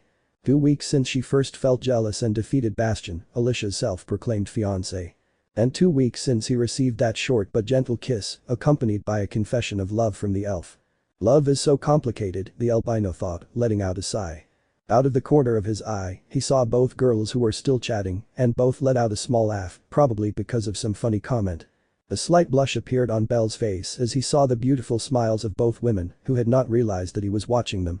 And to think that such beautiful women as them are in love with me, he thought, ashamed and unable to believe it. She had already had plenty of time to sort out her feelings.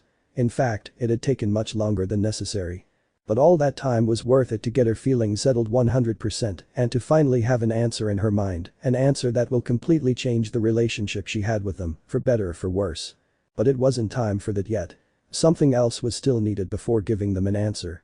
And that was defeating the Apollo family once and for all, to get rid of that annoying problem and have peace of mind knowing there was one less problem.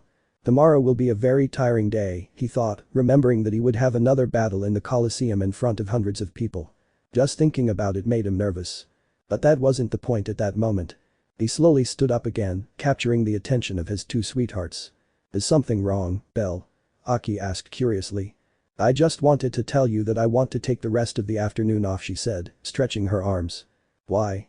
Asked Alicia, avoiding eye contact with Belle. I want to be full of energy tomorrow, so I had planned to rest. Well, that makes sense, Aki said, standing up and sheathing her sword. Then we'll conclude our last day of training. This month has gone by so fast, it still feels like it was yesterday when the Apollo family attacked your home, Alicia said, also standing up and dusting her skirt. Yes, I still have to get revenge for that, Belle whispered with a serious expression. She looks really good with that expression, Aki thought with a slight blush. I can't even look him in the eyes, the embarrassed elf thought. Great. Tomorrow will be the day I've trained so hard for, Belle said, turning around to look at the city. And I'm completely sure that you'll win that fight tomorrow, Aki encouraged with a small smile. You're strong, it will be easy for you, Alicia said, already wanting Belle to be free of that problem. Yes, and when all this is over I'll have to face my feelings, she said, turning around to look at both girls. Huh? Was the sound that came from the two confused women. Aki-san, Alicia-san, when all this is over I'll give you an R answer to your S feelings, he said sheepishly, looking at the surprised girls. Little by little, a blush appeared on the cat and the elf as they understood what Belle wanted to tell them, making their hearts begin to beat strongly. Wait, Aki said, coming to her senses. When did you tell Alicia your feelings? She asked, surprised, looking at the elf. The 2 weeks after you confessed your feelings, whispered the embarrassed elf, playing with her fingers. I understand. Wait. How do you know I already confessed to Belle and that it was 2 weeks before your confession? I asked, bewildered. Alicia remained silent, lowering her gaze, much more embarrassed, before whispering her answer. Let's just say I was at that dance too. Upon hearing that answer, Aki's face gradually turned very red, to the point of being as red as blood. I'm sorry, Aki apologized, looking down, not wanting to even imagine what Alicia felt when she saw her kissing Belle. Don't worry, I kissed Belle too, she whispered, playing with a strand of her hair. I'm glad to hear it, you kissed him. Aki shouted, much more surprised than before. Meanwhile, Belle stood in front of them with his face very red, listening to the conversation the two of them were having. Knowing that the two of them were in love with him and that they were talking about their feelings for him, along with the kisses they gave him, and that they were saying all of this in his presence, was very embarrassing. Grandpa, what do I do? He thought, looking at the sky. Do what you always know how to do, behave like a sissy. Belle simply lowered his gaze and ignored those words he heard in his mind from his grandfather and turned his attention back to the two women. But why only after the confrontation? Aki asked, now a little calmer after Alicia's revelation. I'm not saying it because I'm anxious for the answer or anything, she stammered, slightly embarrassed. Well, Belle whispered, looking away. I don't want to be negative, but if I lose the battle, it's very likely that my friendship with you will be harmed, so I want to wait until I win this fight to be 100% sure that I'll be by your side and calmly tell you how I feel. Both girls opened their eyes, slightly surprised, trying to decipher the hidden message of those words. So I also apologize for making you wait so long for my answer, Belle apologized, bowing slightly. Don't worry, Belle, I don't mind waiting another month, after all my love for you is something I will always have in my heart, Alicia said with a beautiful smile. Although seconds later she realized what she had said when she saw Belle's blushing face, where she covered her face with both hands to hide her embarrassment. I say the same, after all my love for you is also very great, said Aki, looking away, blushing at having said those kinds of words. Belle just looked down, embarrassed but happy to hear those words. Then it will be so, the albino whispered. I will definitely win that battle and give you an answer right here. Both girls just nodded slightly, embarrassed, left with that curiosity to know Belle's answer. Well, I think I'll go rest. What about you? I asked, looking at both of them. Me too. Wait, Alicia, Aki interrupted the elf. You can go, Belle. Alicia and I will stay here on the wall a little longer. Is everything alright? Belle said, a little confused, as was Alicia. Just relax and get as much rest as you can for tomorrow, said Aki, giving a thumbs up. Belle just nodded slightly, saying goodbye to the girls and starting to climb down the wall, but with a little curiosity about what they would talk about. But she doubted it was anything bad, so she shrugged and continued on her way to her temporary home. Luckily, he had no complications on the way and quickly arrived home where, upon entering, the first thing he saw was Naza, who was making a new potion. Belle? Have you finished training already? She asked, a little confused, since the albino always arrived around 4 in the afternoon. I decided to come back here and take the rest of the day off. I wouldn't want to waste tomorrow because of tiredness, I explained with a nervous smile.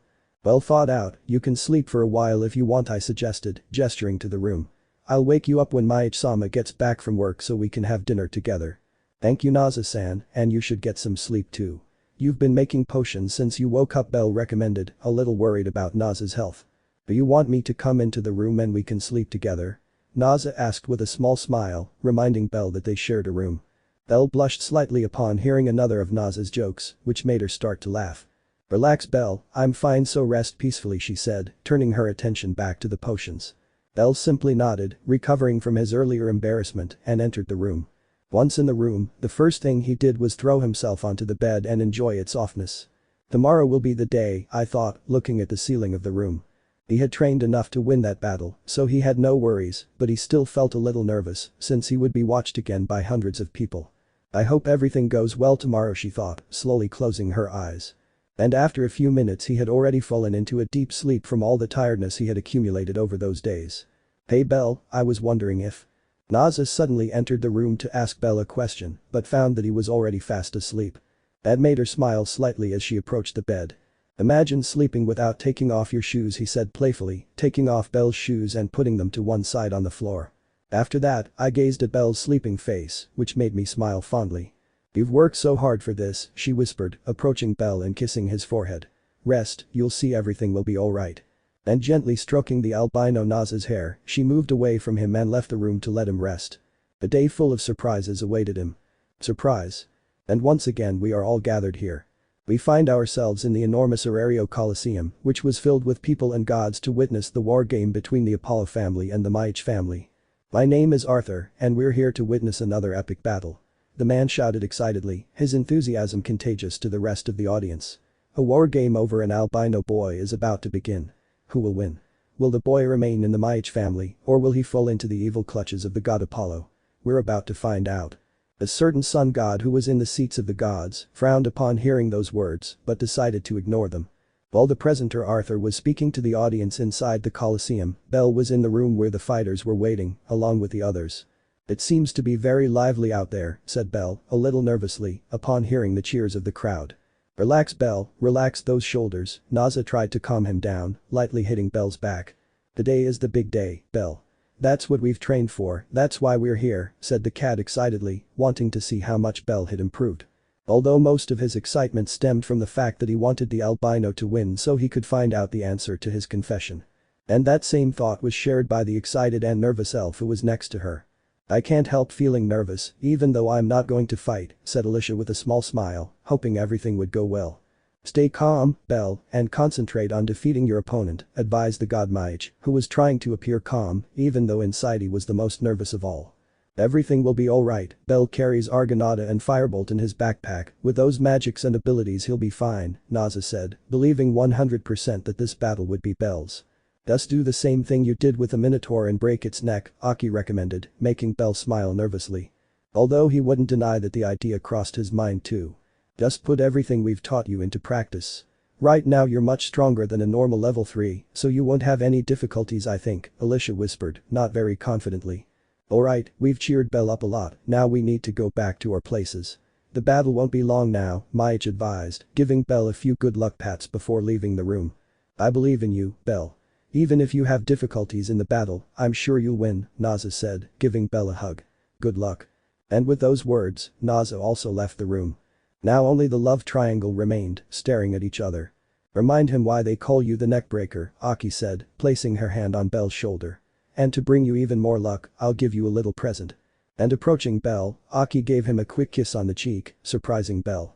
Good luck, I'll be giving you all my support from the audience, and with those words and a small blush, the cat left the room. Now there was only Alicia, who felt a little jealous seeing how Aki had given her a kiss on the cheek in her presence. I don't think there's anything left to say, everyone has already said what they had to say, said Alicia, letting out a sigh. Don't worry, Alicia-san, I know very well that you will be supporting me, Belle said with an embarrassed smile. Best luck. And approaching Belle, she gave him a quick kiss on the other cheek, quickly leaving the room and leaving Belle much more flushed than before. At this rate, I'll be thinking about those kisses in the middle of the battle, Belle whispered, embarrassed. Slowly, he brought his hand to his weapon, taking the dagger out of its sheath and staring at it intently. I will definitely win, he thought with great determination inside. Everyone trusted him, so he couldn't let them down. He had to win that battle, no matter what. Alright, let's go there, and with a determined expression, Belle also left the room ready to fight. Meanwhile, in the audience, Aki, Alicia and Naz already had seats together in a perfect spot to watch the battle. The god Maich was not with them because he was on the side of the gods. What's going on here? Are there no vendors? Naz asked, not seeing the usual popcorn and soda vendor at all these events. We came to support Belle, not to eat, Aki scolded. I'm sorry, but when I'm nervous I always get hungry, Naza said, disappointed that she wouldn't eat.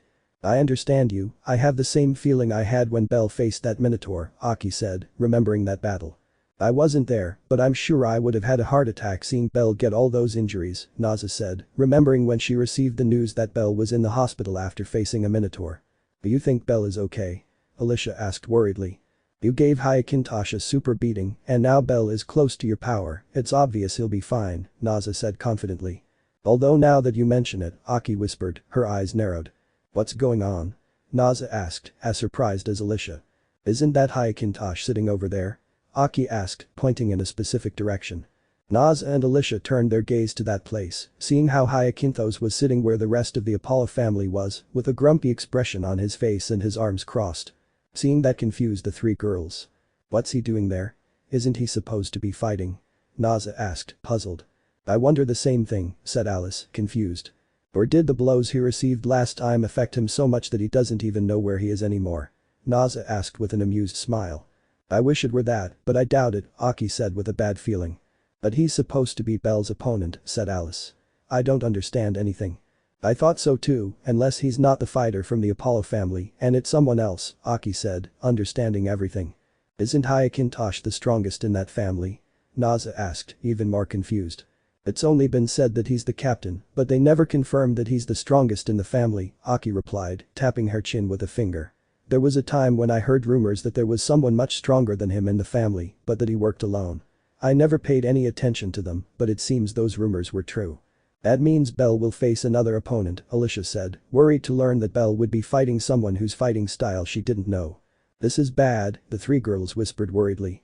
Meanwhile, on the side of the gods. Ready to lose, Maich? Apollo asked with a smile, sitting next to Maich. Lose? What's that? I asked, feigning ignorance. TSK, let's see if you still maintain that same confidence when my Belle-kun is defeated, Apollo said with an air of superiority.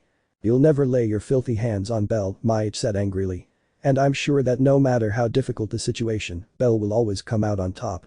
Keep dreaming, Maich, said the god with a confident smile, observing the arena. My fighter is no ordinary man. All the odds are in my favor. I believe in you, Belle, Maich thought, ignoring Apollo's words. And praying to the god of gods, Maich, I wish that everything goes well. Back to the arena. Get ready. Why? Well, it's time to begin. Arthur shouted, pointing to one of the arena entrances. This isn't the first time we've seen him in the Colosseum. If you have a good memory, you'll recall how a young, novice boy defeated a minotaur with nothing but brute strength. Incredible. The crowd erupted in cheers upon hearing those words.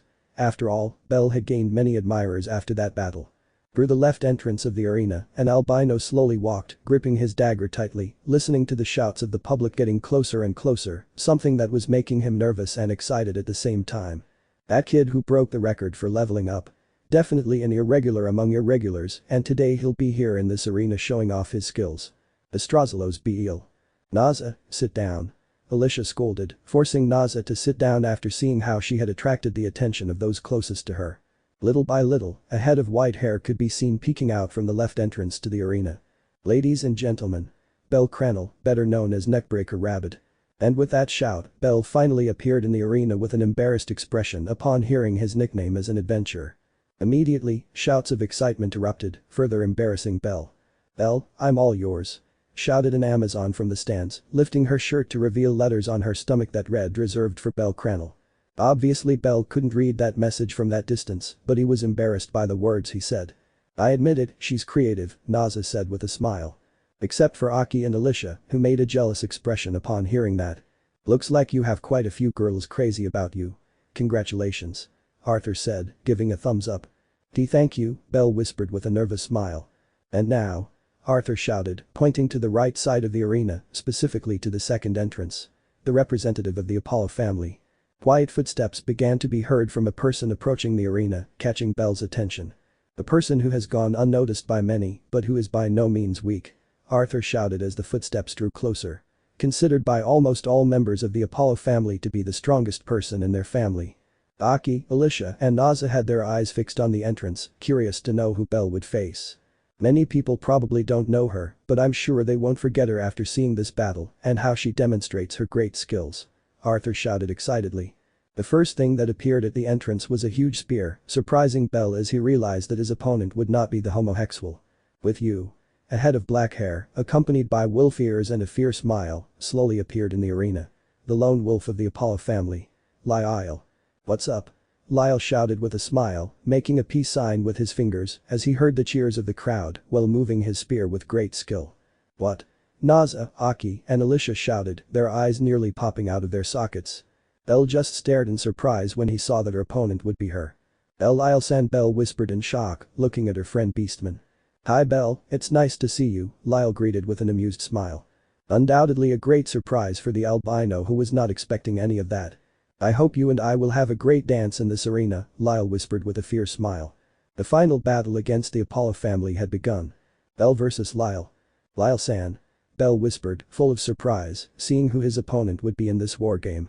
Hi Belle, it's nice to see you, the wolf girl greeted with a lively smile. Traitor. From the stands, a certain catgirl shouted angrily at Lyle, who frowned upon hearing those words.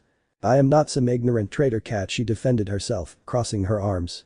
But why didn't you ever tell us you were part of the Apollo family? Belle asked, confused. Well, because you never asked me what family I belonged to, so I wanted to leave it as a surprise, I explained with an innocent smile. You have a good point, Belle whispered, looking down. Now all that excitement he had to crush his opponent had disappeared. He didn't want to fight Lyle, she was his friend. This is bad, if she's going to be his opponent, Belle will have a hard time, Naza said, a little nervously. I knew it. I knew that little wolf was hiding something, Aki said angrily. The most worrying thing about this is that Belle won't be serious. I don't see Belle wanting to hurt someone he considers his friend, Alicia said with concern. You're right, it seems this won't be easy, Naza whispered, her gaze fixed on the sand. Back to the arena. Why? Belle asked, confused. Why? Well, the truth is you caught my attention the moment you defeated that minotaur, Lyle said, placing one hand on his hip and skillfully wielding his spear with the other. When I saw you, I said, I want that boy to be my dungeon crawling partner. Ever since I joined the Apollo Familia, I've always traveled alone. No offense, but all my companions are weaklings. Upon hearing those words, some members of the Apollo family frowned angrily. They're very weak, they'd never keep up with me, but when I saw you I knew immediately that together we'd make a great team, he said excitedly. So I decided to look for you and ask you to be my adventure partner, even though Apollo beat me to it. What do you mean? Belle asked, confused. When I realized that he had also set his sights on you and wanted you to be part of the family, I thought it was much better, that way we would be together and train at the mansion every day. If you want us to be part of the same family, why don't you join us? Belle suggested, not wanting to fight. I actually thought about that too, but I've only been in the Apollo family for about 6 months and I don't want to wait another 6 months to leave, he explained, sounding bored. So I'll defeat you and you'll become part of the Apollo family. What if you surrender? Belle asked. That way the Apollo family will disband and you can come with us. That's a good solution, he said, tapping his chin with a finger before breaking into a fierce smile. But it just so happens that I don't like to lose. Belle just gave a complicated look, clearly not liking where things were going. Don't look at me like that, Belle. I'm not a bad person. I even saved your life when that idiot Hyacintosh tried to kill you that day, said Lyle, offended. Wait, were you the one who threw that dagger? Belle asked, surprised. Obviously, I couldn't let that idiot kill my future partner in adventure, she said, twirling her spear before pointing it at the albino. So, what do you say, Belle? Will you fight or surrender? Belle just clenched his hands in frustration. He didn't want to fight Lyle. She was his friend, but if he didn't fight, it would be considered a defeat and he would have to abandon Maich and Naza. I have no other choice, Belle whispered, gripping his dagger tightly. Have you made your decision yet? Lyle asked, waiting patiently. I will fight, Belle agreed, adopting a fighting stance. Although 3 girls in the stands could see that Belle's gaze reflected doubt, he was still not quite sure about fighting his friend. Excellent answer, Lyle said excitedly, gripping his spear. Don't think that just because you're my friend I'll hold back. I'll go all out and I expect you to as well. I'll do it, Belle said, still not very sure. "If you're ready, then fight," shouted announcer Arthur, starting the fight. Lyle slowly began to walk around the arena, watching Bell, who remained in the middle without lowering his guard. "You say you're going to fight seriously, but your look doesn't convince me," Lyle said, frowning. "Don't you see me as an opponent?" "Me too. It doesn't matter, if you don't fight seriously then I'll force you to do it." And with those words, Lyle assumed his fighting stance, causing Bell to raise his guard. Although he watched in surprise as the tip of the spear was just a few centimeters away from him, dodging the attack at the last second, only grazing his shoulder. "She's fast," Bell thought in surprise, looking at the smiling beastman. She hadn't even moved from her spot. She just attacked him with her spear without moving, but she did it with such speed that even he couldn't see it. "What's wrong, Bell? During training with Aki, you were much faster at dodging attacks. Are you half asleep?" he asked with a mocking smile. "I haven't shown anything yet," said Bell, getting into a fighting stance. Surprisingly, Lyle was the first to attack, striking with incredible speed with her spear. Bell barely had time to react. Shouted announcer Arthur from a safe spot, avoiding the crossfire of the battle. The audience only had excited smiles as they saw that the fight had already begun. Some were even starting to place bets on who would win. Maybe Lyle is a bit of a rebel in my family, but for the first time she's accepted something without hesitating or simply ignoring me, and that means that with her here, I'll have victory assured, Apollo said with a wicked smile. "You can do it, Bell," Maich whispered, clenching his hands. Returning to the battlefield. "Shall we continue?" Lyle asked, walking slowly towards Bell. "I'm ready," Bell shouted, running towards Beastman. However, he stopped abruptly when he saw Lyle begin to move his arm with great speed, launching a barrage of attacks with his spear. "Damn it," Bell whispered, starting to dodge the barrage of attacks. Lyle has started launching a barrage of attacks with his spear at incredible speed. Bellcranel can barely dodge them. Arthur shouted, his gaze fixed on the fight. Minor cuts began to appear on Bell's body as he was unable to completely dodge Lyle's spear. "I have to go to his unprotected side," the albino thought, dodging the attacks and heading to Lyle's left side. "What's wrong, Bell?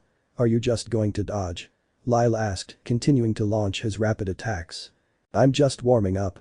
And with that shout, Bell used more speed, completely dodging Lyle's spear, reaching the left side of it where he had no weapon. His intention was to hit her hard in the ribs and take advantage of her pain to knock her unconscious. Unfortunately, before he could attack, a fist buried itself hard in his face, sending him flying several meters through the air and crashing to the ground. And a powerful punch landed on Bell's face. "Lyle has the advantage in this battle." "That was very predictable," Lyle said, sighing as he watched Bell get up, his face bruised. "I'm starting to think you're not as strong as I thought." "Damn it, what's wrong with me?" Bell thought in frustration, gripping his dagger tightly. "If I keep acting like an idiot, I'll end up losing. Although I think you're holding back and I don't like that, I hate being underestimated," said Lyle, gripping his spear and taking off at great speed from the ground until he was in front of Bell. Out of pure instinct, he covered himself with both arms, receiving a strong kick to them that made him take a few steps back. But the attacks didn't end there. He received a cut on his shoulder from Lyle's spear and a strong blow to his stomach, which knocked the wind out of him, causing him to fall to his knees. "Look at me as your opponent, Bell. Here in the arena, we are enemies, not friends," Lyle said in a serious tone, looking at the kneeling Bell, who was trying to catch his breath. He simply ignored Lyle's words and, taking advantage of the fact that he was on his knees, attempted to sweep the beastman off his feet. But he easily jumped, dodging Bell's foot, and delivered a powerful blow with the shaft of his spear to the albino's head, causing his head to spin as he was stunned. "Stop playing around and fight seriously," said Beastman, throwing a powerful kick at Bell's stomach, sending him flying several meters away from her. "It looks like the winner of this battle is going to be decided faster than I expected," Arthur shouted, a little surprised to see how Bell was being overwhelmed. "What are you doing, idiot?" Naza shouted from the stands. "You're stronger than that, Bell." "Naza-sen is right. What am I doing?" Bell thought, still on the ground recovering from the strong blow to his stomach. "Don't be afraid to fight, Bell," Aki shouted, catching the albino's attention. "I know she's your friend, but your life with your family is at risk if you lose this," Alicia shouted worriedly. "Don't overthink it, it's not like you're going to kill her," Aki shouted, wanting Bell to see reason. "Exactly. As if I were that idiot Hyacintosh," Naza shouted. "I heard you, you damn thing," Hyacintosh shouted angrily from the other side of the Colosseum. Bell only opened his eyes slightly in surprise upon hearing their words. "Listen to your girlfriends, boy," a man in the audience encouraged. Upon hearing those words, Aki and Alicia blushed slightly and Naza smiled gracefully. "I don't know what's going on, but fight with confidence, kid," another person in the audience encouraged. "Let's go, Bell." Bell, Bell, Bell, Bell. Suddenly the whole audience has started cheering for bellcranel. This should motivate him. Arthur shouted, wanting Bell to get up. Meanwhile, Lyle just smiled nervously as he watched almost the entire Coliseum supporting Bell. I feel happy that they support him, but I feel like I'm the bad guy in the story, she whispered, scratching her cheek. As Bell slowly stood up, he heard the cheers of the crowd, although the words that echoed in his mind were the words of the girls. "They're right, Lyle-san is my friend, but right now I need to win," she whispered, gripping her dagger. "I have to stop playing around and take this seriously." "Oh. It seems you're finally going to take this seriously," Lyle said excitedly, seeing Bell standing up again with a different look, one full of determination. "I'm so sorry I wasn't fighting seriously a few moments ago," Bell apologized, assuming his fighting stance once again. "Relax, as long as you give me a good fight I'll be more than satisfied," she said, returning to her fierce smile. "Okay, then I'm going there." And moving at great speed, Bell began to move all over the arena around Lyle. "What?" Beastman whispered, filled with surprise. "What's going on? I suddenly see a lot of bellcranels in the arena." Arthur shouted, bewildered. "And I hear bells too." "I understand," Lyle thought, seeing how many bells were around. "He moves so fast it makes it seem like there are more clones of him." A small, excited smile formed on Lyle's face when he saw that. "I knew you were holding back," he whispered, gripping his spear. "But I know where you are. The sound of the bells gives you away." And launching a high-speed attack, Lyle stabbed one of the many bells that were in the arena. Although she opened her eyes in surprise when she saw how that bell disappeared without a trace, realizing that it wasn't the real one. Bell took advantage of those seconds of surprise to give Lyle a strong kick in the back, making her complain of pain. "I'll hit you back," Bell whispered, raising his fist which had a wide aura. It was loaded with argonaut. And before Lyle could cover herself, Bell's fist buried itself hard in her face, sending her flying several meters and crashing heavily to the ground. Bell just landed his first blows of the battle. With just a few moves he's taken the lead. "Keep it up, Bell." Naza shouted from the stands. "It's very fast," Alicia whispered in surprise. I'm sure that if I faced him right now we would be evenly matched," Aki thought excitedly. Meanwhile, Bell just returned to his fighting stance, watching as Lyle got up from the ground and blood slowly trickled down his head. "Sorry about that," Bell apologized. "Are you kidding? This is what I wanted," Lyle said, looking at Bell with a wide ferocious grin on her face. "Although now it seems I was the one holding back." "I won't lose to you, Lyle-san," Bell said, also smiling with excitement. "I like that, Bell," he whispered, gripping his spear tightly. "Let's make this arena a breathtaking dance." "I agree. I will win. I will win," they both said, looking at each other with big smiles on their faces. The battle between Bell and Lyle had barely begun. Final blow.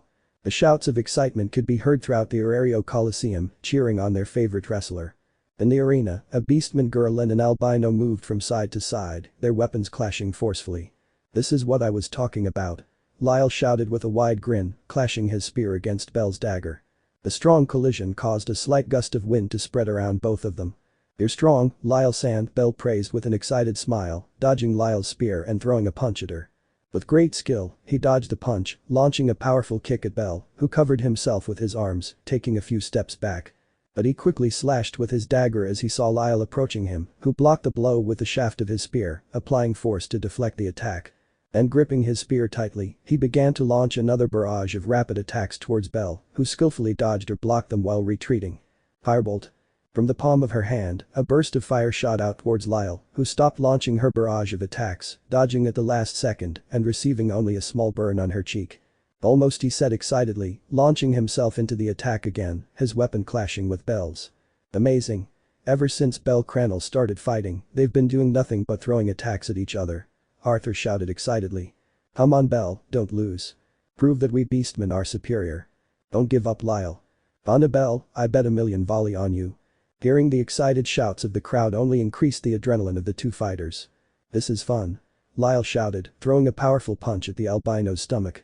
The impact caused him to spit out some blood, but he didn't hold back, delivering a powerful hook punch to Lyle's jaw. "You won't defeat me easily," Bell shouted, attacking with his dagger. Lyle quickly recovered from his stupor, blocking the attack with the shaft of his spear, retreating a few steps from the force Bell used. "And I won't fall for something like that either," he said, lunging at Bell's shoulder, who stepped back, receiving only a small cut. And gripping their weapons tightly, they began to clash their weapons together again and again, receiving small cuts all over their bodies and creating gusts of wind with each impact. The shouts of excitement from the audience only increased as they saw that with each passing second, the battle became more exciting.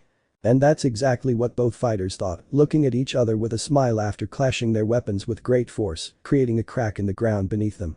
"One more time," Bell whispered as the bells began to ring throughout the Colosseum. "So, that again," Lyle said with a slight smile, gripping his spear tightly. "No matter what you've planned, it won't work." And with those words, Lyle launched himself into the attack again, clashing his spear repeatedly with Bell's dagger, while Bell blocked and attacked as well. And all this while the bells continued to ring. "Amazing," Aki whispered in surprise. "Which of all these things is surprising?" Naza asked upon hearing Aki's whisper. "From what I know about Bell's ability, he needs to concentrate to charge it, and he's doing that while blocking and attacking Lyle," he explained, still in awe. "What he's doing is similar to what a magician does, reciting his magic while fighting. That requires great skill," Alicia said, looking at Bell with admiration. "I knew he was special from the first moment I saw him," Naza said proudly. "Show them who's boss, Bell." Back to the arena. Lyle looked slightly surprised as a minute had already passed and Bell was still charging his attack and seemed to have no intention of stopping. "So he wants to finish this with that attack," Lyle thought with a small smile, dodging Bell's dagger and attacking with his spear. "But I won't let him have it that easy. I'll try to attack in a way that doesn't get me too badly hurt and only leaves me unconscious," Bell thought, feeling the energy building up in her hand. The clashes and sparks from their respective weapons echoed throughout the Colosseum, beginning to leave small cracks in the floor wherever they clashed. "This is definitely a spectacular battle. I couldn't tell you who has the advantage. They're evenly matched," Arthur shouted, without taking his eyes off the arena, not wanting to miss a single detail. Meanwhile, on the side of the gods. "Seeing Bell fight so majestically makes me want him even more in my family," Apollo said with a wicked smile, watching Bell dodge the attacks. "He's doing very well, but Lyle-chan hasn't shown her full potential yet." "The same applies to Bell, you haven't seen anything yet," said Maich, feeling the adrenaline of the fight reach him, wanting to shout, but he had to maintain his composure. We'll see who's going to be the one crying at the end of the fight," Apollo whispered confidently. Back to the arena. "It looks like you're going to launch something very powerful," said Lyle, seeing that 3 minutes had already passed since Bell had started charging Argonaut. "This attack will end everything," said Bell, dodging Lyle's spear, which only grazed his cheek. Both had multiple wounds and bruises caused by all the attacks they had launched, but neither of them had given in, even though their arms were beginning to hurt from so many strong clashes with their weapons. "Good," Lyle shouted, kicking Bell and then leaping back about 6 meters away. "If you're going to get serious, then I will too." "Huh?" Bell said, confused.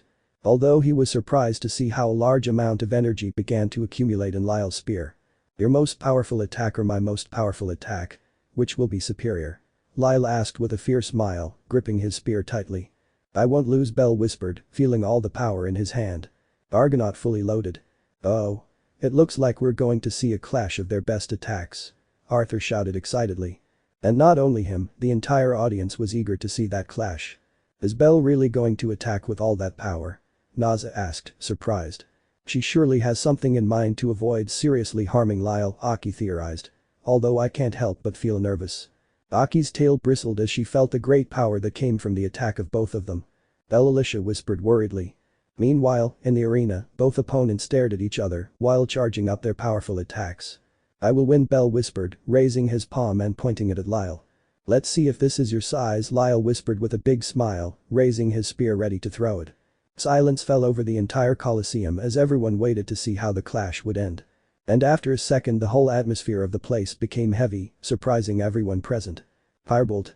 Bell shouted with all his might, launching a very powerful burst of fire in the direction of Lyle. She just watched with a big smile as the enormous flame approached her, feeling the heat on her face and seeing some strands of her hair burning.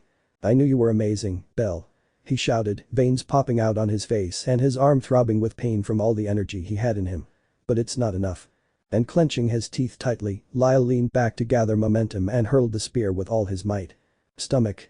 A huge gust of wind formed throughout the area, leaving enormous cracks in the ground where the spear passed, rapidly approaching Bell's enormous blaze. Both attacks were so powerful they left the spectators breathless. The moment the two attacks collided, a huge explosion formed throughout the arena, forcing the entire audience to take cover to avoid being hit by flying stones. The only one who wasn't so lucky was Hyacintosh, receiving a heavy blow to the head courtesy of a stone from the sand.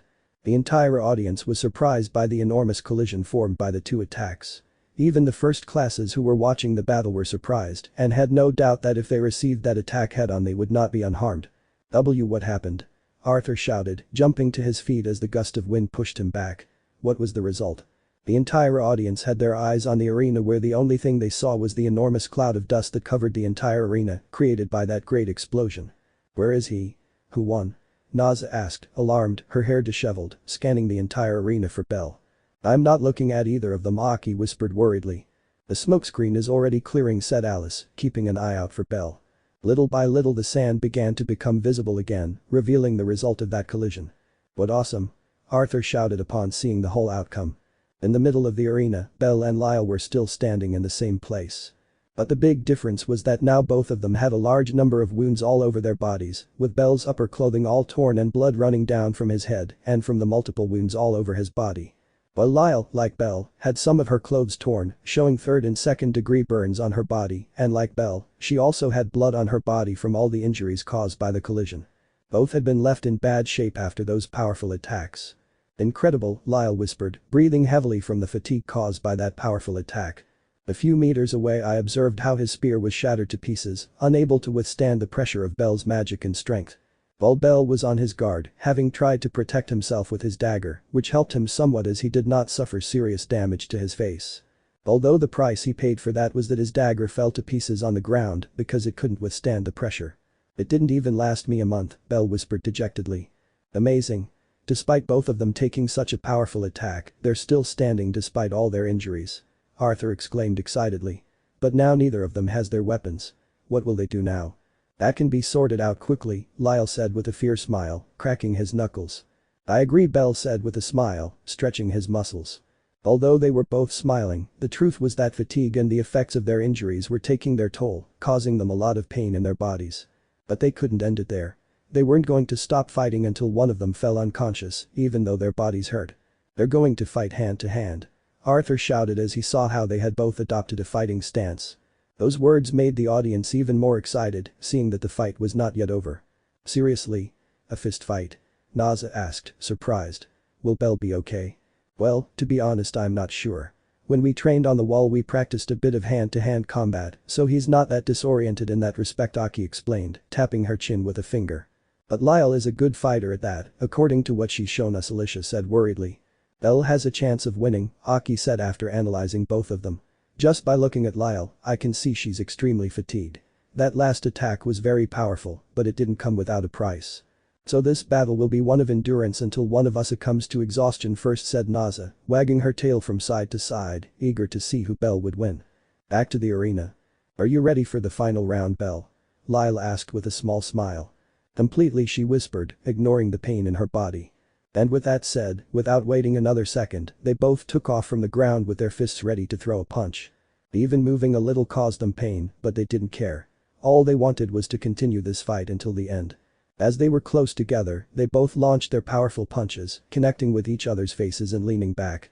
But without waiting any longer, they quickly moved their arm away to throw another punch with their other fist, having the same result with both of them hitting each other.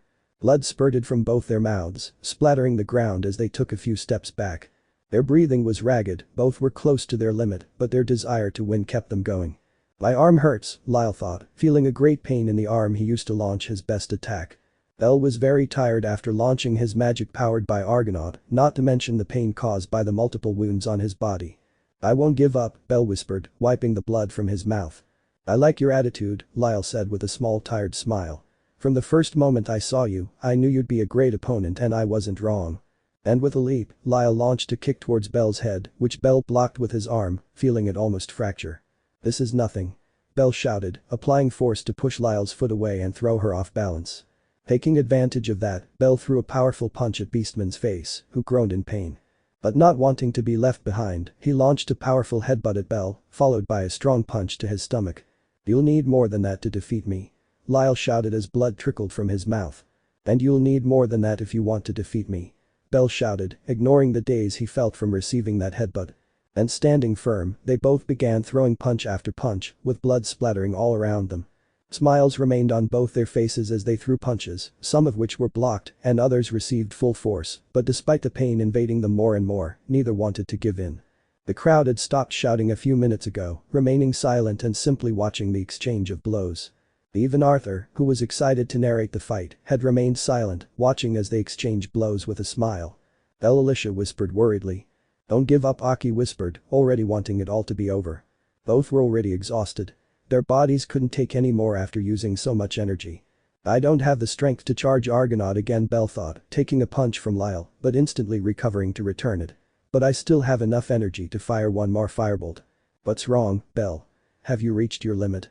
Lyle asked, seeing how Belle's punches were becoming slower, although hers were too, as she was exhausted and in pain. "I haven't reached my limit yet," Belle shouted, catching Lyle's fist, which surprised her.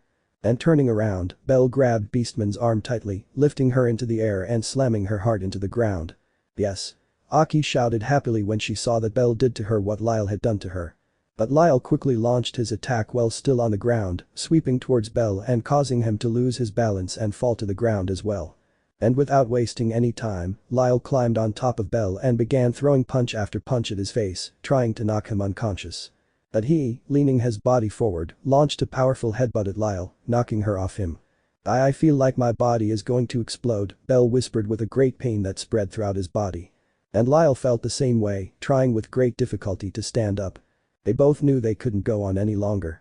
The next attack would probably be their last before they collapsed from exhaustion. But that didn't discourage them. They stared at each other, still with that emotion and determination on their faces. "I really appreciate it," Lyle-san, Belle whispered, breathing heavily as he watched her slowly get up from the ground. "Why are you thanking me?" I asked, confused, trying to get back into a fighting stance. "For giving me a great fight and for making me realize that I still have a long way to go," he said, also getting into a fighting stance. "You idiot, I should be thanking you. It's been years since I've had such an amazing fight," he said with a small smile. "But this ends here." "I'm wondering the same." The entire audience knew that this blow would be the last for both of them, where one of the two would fall first, leaving their gaze fixed on the sand to see the outcome. Slowly, Belle brought his gaze to the palm of his hand, then closed it tightly. "Let's go." And with those last words, they both launched their final attack, applying all their strength in that last punch, getting closer and closer. Once they were close enough, they both threw their powerful punches at each other to end it all. Although Lyle watched in surprise as Belle, instead of hitting her, dodged her blow by quickly ducking. "What?" Lyle said in surprise, looking at the albino who was now below her. "I win," Belle whispered, placing his palm on Lyle's stomach. "Thank you so much, Lyle-san." Lyle, wanting to do something quickly, raised his fist to hit Belle's head hard. But a great pain throughout her arm made her stop her punch, where the pain in her body ended up overcoming her, watching in surprise as Belle's palm became bright. "Shit," he whispered through gritted teeth. "Firebolt." The explosion occurred between them, where the flames spread around them, sending them flying several meters away from each other. Belle fell hard to the ground with some minor burns from being too close when he cast his magic. And Lyle also fell hard, bouncing off the ground from the force of the impact, before falling again with a large burn all over his stomach. Everyone knew that this attack had been the last one, and all they had left to do was wait to see which of the two was still conscious to give the final verdict. Slowly, Belle stood up, staggering from having used up what little energy he had left, feeling as though he were close to fainting. But not yet, he had to be sure he had won that fight. He slowly raised his gaze to see the place where Lyle had fallen, hoping that he would not get up, because if he stood up he was sure it would be his defeat. But the seconds passed and Beastman didn't move a muscle, lying on the ground with her eyes rolled back, a sign that she had lost consciousness. Seeing that made Belle let out a sigh of relief, gradually relaxing his body. Arthur immediately recovered from his surprise and began to announce the final result of the fight. The winner of the war game between the Maich family and the Apollo family is bellcranel. The first to shout with joy was Naza, not caring that the entire Colosseum was silent. She just wanted to celebrate the victory. Although seconds later the shouts of celebration began to fill the entire stadium, as there was already a winner. She won, she won. Aki shouted with a happy smile, hugging Alicia. Belle won, Alicia whispered with relief, feeling all the tension disappear from her body. "I knew you would win. You're the best. I love you, Belle. Belle, Belle, Belle." The shouts of congratulations were immediate, beginning to fill the entire Colosseum. The albino only had an embarrassed expression as he listened to everyone's congratulatory shouts, raising their fists in the air in a sign of victory. And with one last firebolt, bellcranel managed to defeat Beastman Lyle after a great battle. It was spectacular without a doubt. Arthur shouted, joining in the shouts of jubilation. Meanwhile, on the side of the gods. "Yes. Maiich shouted, no longer able to contain his excitement. Belle lost, Apollo whispered, unable to believe it. His most powerful daughter, in whom he had placed all his trust, had lost to that albino boy who was a level below her. That kid was definitely an irregular among irregulars. But that wasn't what was important to Apollo right now. He slowly turned his gaze to Maiich, who was watching him with a mocking smile, something unusual for the god, but he had to do it because of everything the sun god had done to them. "What's wrong, Apollo?" he asked with a smile. "Be pity," he whispered, frightened. "You're wrong, I won't ask you for anything, he's the one who has to do that," Maiich said, pointing at the albino. "He won, so he has to decide what to ask you for." Upon hearing those words, Apollo turned his gaze to the albino, who had an embarrassed smile as he listened to all the shouts from the audience. Please have mercy, Apollo thought, hoping that Belle wouldn't ask him for something that would completely ruin him. While Belle still stood in the arena, he listened to the shouts calling his name over and over again. This is the second time this has happened to me, I thought wearily, remembering when I defeated the Minotaur. But exhaustion was taking its toll, and he was beginning to lose consciousness. The last thing he saw was 3 girls arriving at the arena and running towards him with smiles on their faces. That made Belle smile contentedly as he fell unconscious to the ground. "Well done, Rabbit," Lyle whispered, his eyes wide as he watched 3 girls hug the unconscious albino. Ouch, he really couldn't hold it in. He tried to move, but the enormous pain in his stomach prevented him from doing so, and he stopped trying. "I think I'll sleep for a while," and with those thoughts Lyle closed her eyes again, falling asleep instantly. That day Belle made history for the second time in the Aerario Coliseum, where his name will most certainly be remembered for many years in that city for the feats he achieved. A day to remember. A new home. Another day in the huge city of Aerario after a crazy day. 2 days had passed since the Maiich, Belle family defeated the Apollo family, news which had spread quickly throughout the city. And in the city streets Belle was walking with bandages on his head and arms, and next to him was Naza. And behind them came Aki and Alicia with a small smile. As they walked, Belle noticed some children playing, or rather imitating a fight. "Take this. Firebolt," shouted a brown-haired boy. "Baybolg," shouted a beastman girl, throwing a stick at the boy, who dodged it. Seeing that caused an embarrassed smile to appear on Belle's face. "It seems you're already popular," Naza said with a small smile. Well it seems so," he laughed sheepishly. "It's no surprise, it was the first war game that many people saw live, it's obvious that it will be something to talk about for a while," said Aki, looking proudly at Belle, since thanks to his teachings she was able to win. "By the way, where are we going?" Naza asked curiously, since Belle had only told her that they were going out and she had simply agreed. "You'll see," Belle said, still smiling. "Doesn't she know?" Alicia whispered to Aki. "I don't think so yet," Aki whispered too. "Now that I remember, since we won the war game, you should ask Apollo for a good amount of money. To rebuild the blue pharmacy, pay off the debt, and start making potions again," Naza advised the albino. "And don't you dare tell me you're not going to ask him for anything." "Don't worry, Naza-san, I'm not so stupid as to let an opportunity like this pass me by," Belle said with a nervous smile. "So? It's been 2 days and we haven't received anything from Apollo, I'm starting to think you really forgave him," she said, crossing her arms. "Haven't you forgiven him?" Belle asked, amused. "Obviously not, because of him our house was destroyed and he left you badly injured, that's something I can't forgive," he said angrily. "Don't worry, I haven't forgiven him either, so obviously I also asked him for something for winning," she said, watching them approach a huge mansion. "And what is it? If it was money, I hope it was a 7-figure sum. I heard Apollo has a large amount of money in his bank account," Naza said, wanting to use the money to pay off that annoying debt and live peacefully with her god and Belle. "I asked for something more than money," he replied, arriving at the gates of his certain mansion, confusing Naza. "He's going to have a heart attack," Aki and Alicia thought with amusement, having remained silent throughout the conversation. "What are we doing here?" Naza asked, looking at the enormous mansion. "Have we come here to collect our prize in person?" This is the surprise," Belle said with a small smile. "I didn't just ask the god Apollo for money, I asked for his entire fortune, including the mansion." "What?" she said, bewildered.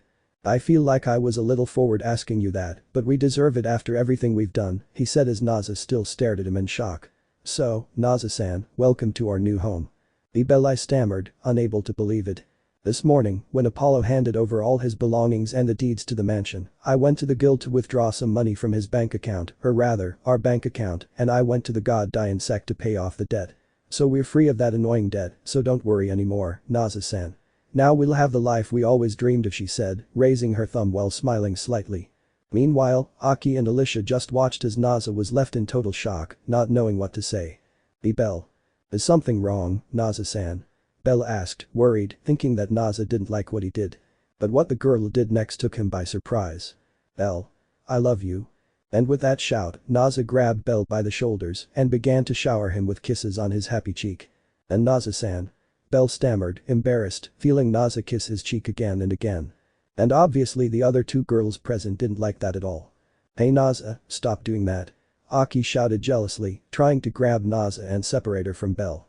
But Naza moved away a little without letting go of Belle, avoiding Aki and planting one last kiss on her cheek before running towards her new home. Let's explore. She shouted excitedly as she entered the mansion. Meanwhile, Belle could only stand with his face as red as blood after being attacked in such an affectionate way by Naza. Who does she think she is? Aki said, still jealous. We let our guard down, Alicia whispered, annoyed.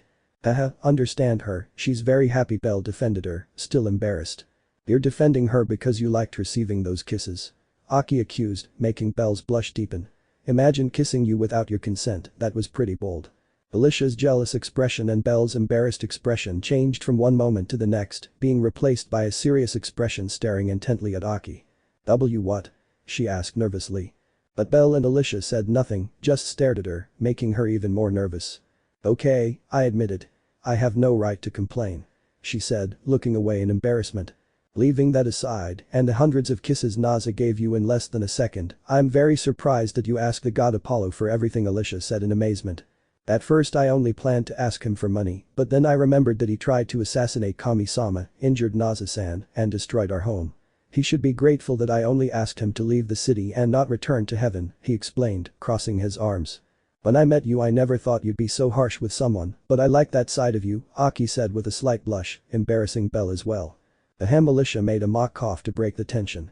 But don't you think the mansion is too big for you? I'm sure it's a huge maze inside. You'll get lost. Now you get used to it over time. Aki and Alicia were confused when they heard a fourth voice in the place, looking around for the owner of the voice. There next to them was Lyle with a bandage on his head while calmly eating a bag of chips he had in his hands. Do you want to? Lyle asked when she saw that they were both looking at her. What the hell are you doing here? Aki asked, glaring angrily at the wolf. I live here, he replied as if it were the most obvious thing in the world. Didn't you realize? Belle took the mansion from Apollo, so you don't live here anymore. You should be out in the city with your suitcases looking for a new place to live, Aki said, crossing her arms, still angry. About that. Belle's nervous voice caught Aki's attention and Alicia turned to look at him. Lyle-san joined the family yesterday afternoon, so she lives here too, Belle explained with a nervous smile. What? Aki and Alicia shouted in surprise. How could they accept her after what she did? Aki asked, confused. You talk as if I'm the biggest sinner in the world, Lyle said, offended, approaching Belle and putting her arm around his shoulder. Belle and I are part of the same family now, so accept it. Will Belle be living under the same roof as you?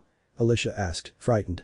Indeed, my elf friend, Belle and I will live together, train together, eat together, shower together, sleep together. That's enough. Aki shouted, pulling Lyle away from Belle. I thought you were a hexwell. Yes, but I just remembered that I'm half Amazon, so I feel obligated to leave offspring, and who better than good old Belle to help me with that? She said with a friendly smile, patting the embarrassed albino. Are you telling me you're going to live with this girl who's prone to abusing you at night? Aki asked incredulously, looking at Belle. Well, yes, Belle replied sincerely but still embarrassed. Womanizing rabbit.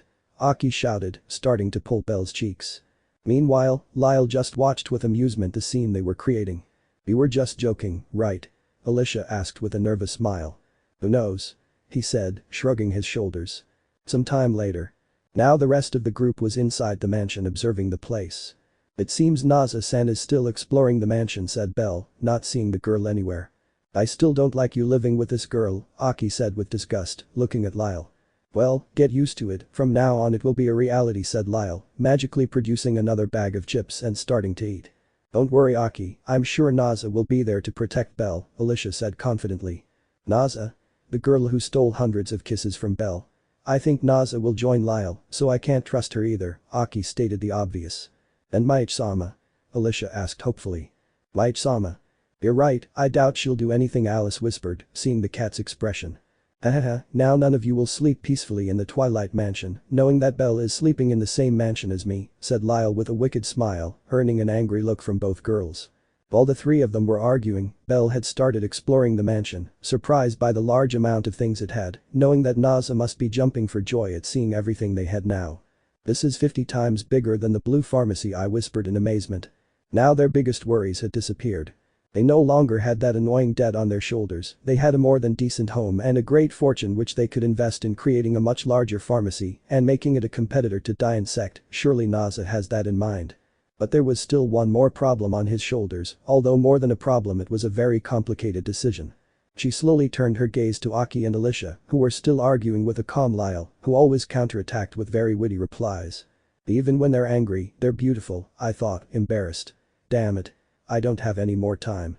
The moment to say what I feel is just around the corner. He already had an answer in his mind, but was hesitating to say it or not because of how the girls would react to hearing his true feelings. Just thinking about it made him very nervous. But he had to calm down. He still had this day to live.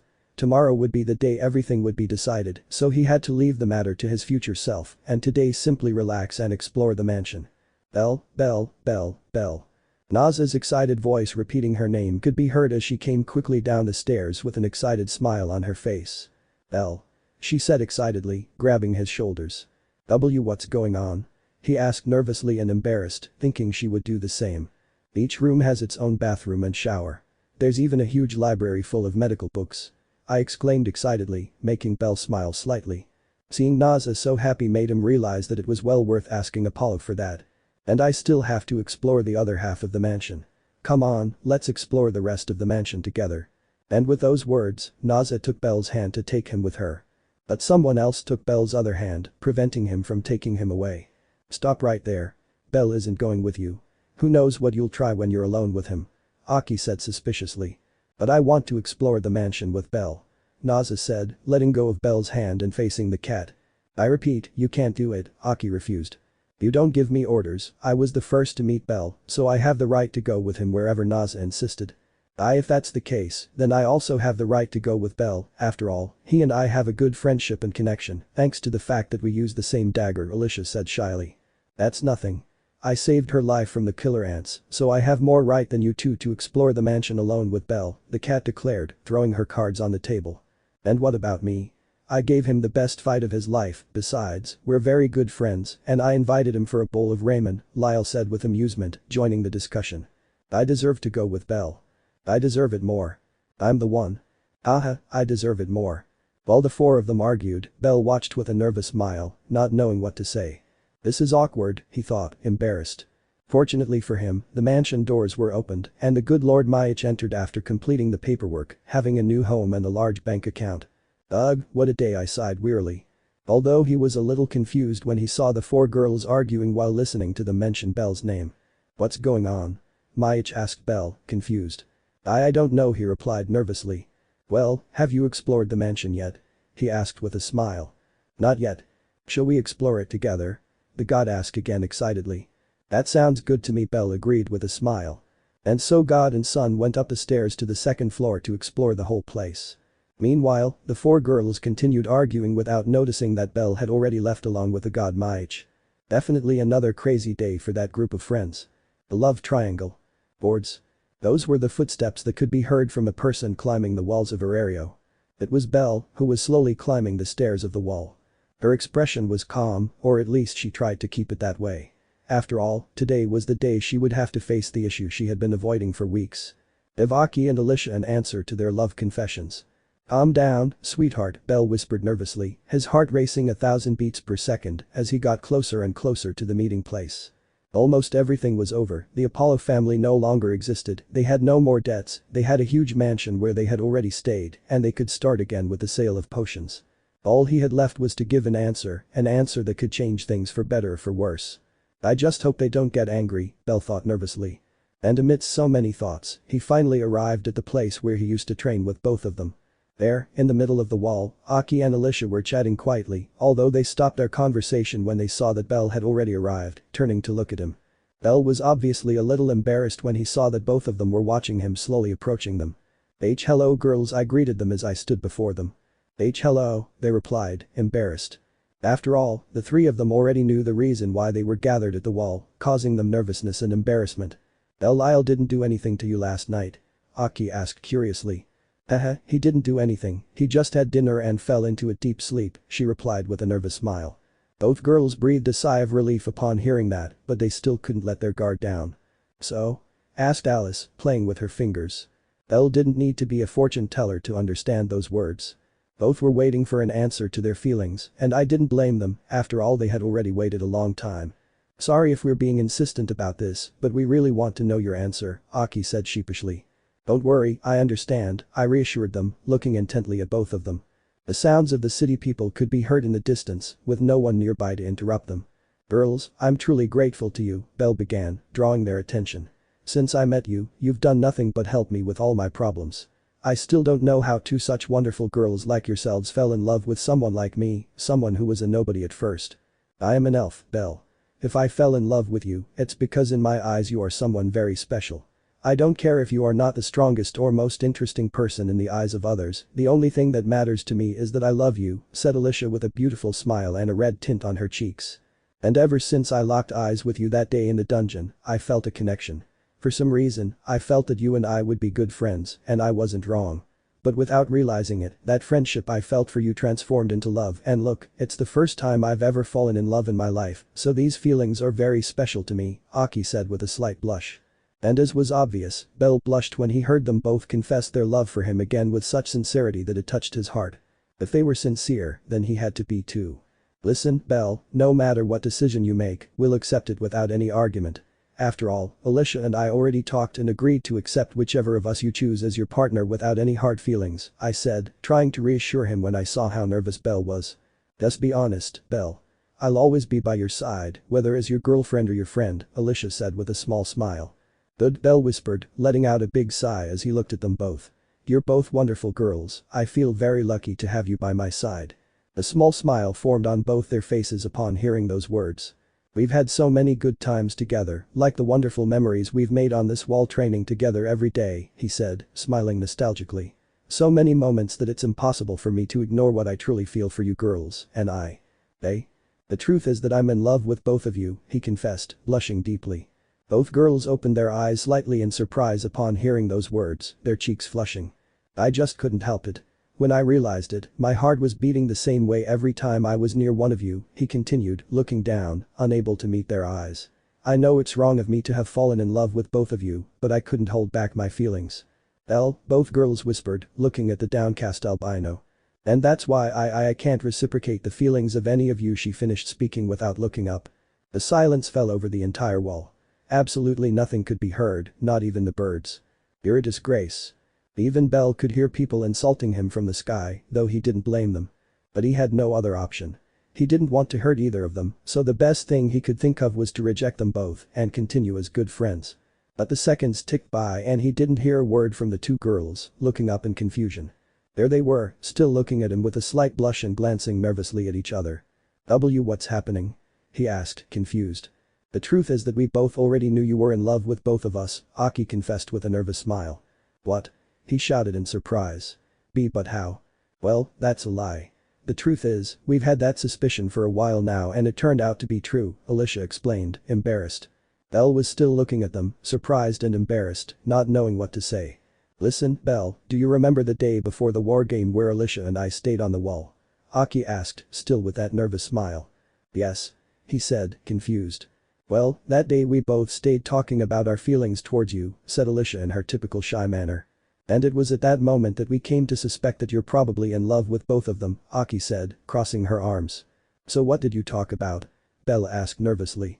The two girls looked at each other for a few seconds and then looked at Belle and told him the whole truth about that day. You see, Belle, Flashback. We find ourselves at the area wall where Belle had just left after his last training, leaving both girls alone. What's going on? Alicia asked, confused, after Aki had stopped her from leaving. Well, I wanted to talk to you about something, she said, a little nervous. About what? I asked curiously. About Belle's feelings. Upon hearing those words, Alicia blushed slightly, realizing where the conversation was going, but she was also confused. But I thought we'd already cleared everything up, Alicia said, puzzled. No matter which of us Belle is in love with, we'll always be friends and accept everything without resentment. I know we've already cleared that up, but, she whispered curiously. But what will happen if it turns out that Belle is in love with both of them? I asked, a little embarrassed. Upon hearing that question, Alice opened her eyes in surprise, having not realized that possible outcome. At first I didn't want to believe it, but these last few days Belle has been acting very shy with both of us, so I started to suspect that maybe he had feelings for both of us. Womanizing rabbit, Alice whispered, embarrassed. And if Belle is in love with both of us, well, I already know what the result would be, she said, crossing her arms. What would that result be? Asked the curious elf. With Belle rejecting both of our feelings and wanting to remain friends, she said with a tired sigh. You know how Belle is. He'll probably refuse to date either of us so as not to hurt us and to keep our friendship intact. You're right, knowing Belle he'll probably do that, Alicia murmured worriedly. So what will we do? Will we accept rejection? Obviously I won't take no for an answer, either you accept me or you accept me. But I'm sure Belle will refuse, since he doesn't want to hurt us, said Alicia, looking downcast. Or there's the other option, Aki whispered, embarrassed. Which option? The elf asked, intrigued. Alicia, did you ever think about sharing Belle? She asked with a slight blush. What? It was Alicia's scream after processing the words as a massive blush invaded her entire face. I knew you'd react like that, Aki whispered wearily. How do you expect me not to react like this if you're telling me to see share be Belle's love? The elf stammered as smoke billowed from her ears from how embarrassed she was. I'm embarrassed too, but it's the best I could come up with, she said shyly. To be honest, I wouldn't mind sharing Belle with you, simply because it's you. You're my best friend, and as much as I love Belle, I don't want to see you devastated by rejection, and I'm sure you feel the same way. Alicia simply lowered her gaze, letting Aki know that she, too, didn't want her friend to suffer from rejection. But sharing Belle? Wouldn't that be weird? Asked Alice, still not entirely sure. I understand your doubts, Alicia. Elves are very closed off when it comes to love, but believe me, there are many women and men who have more than one partner, she said, still embarrassed to be talking about the subject. You're the only one I'd accept to share Belle with. I'm sure we can both handle the situation well without feeling jealous of each other. Share Belle, Alice whispered, still looking down. I see you still have doubts, but you have time to think about my proposal, she said, turning her back on the elf. Just think about it. To be honest, I don't mind the idea of sharing Belle with you. And with those last words the cat left the wall, leaving the thoughtful elf alone. I love Belle, but Aki is my best friend. I don't want to see her suffer from rejection, Alicia thought, gazing at the sky with a slight blush. But sharing a partner with someone else is so embarrassing. It means that during my intimate moments with Belle, Aki will always be with us.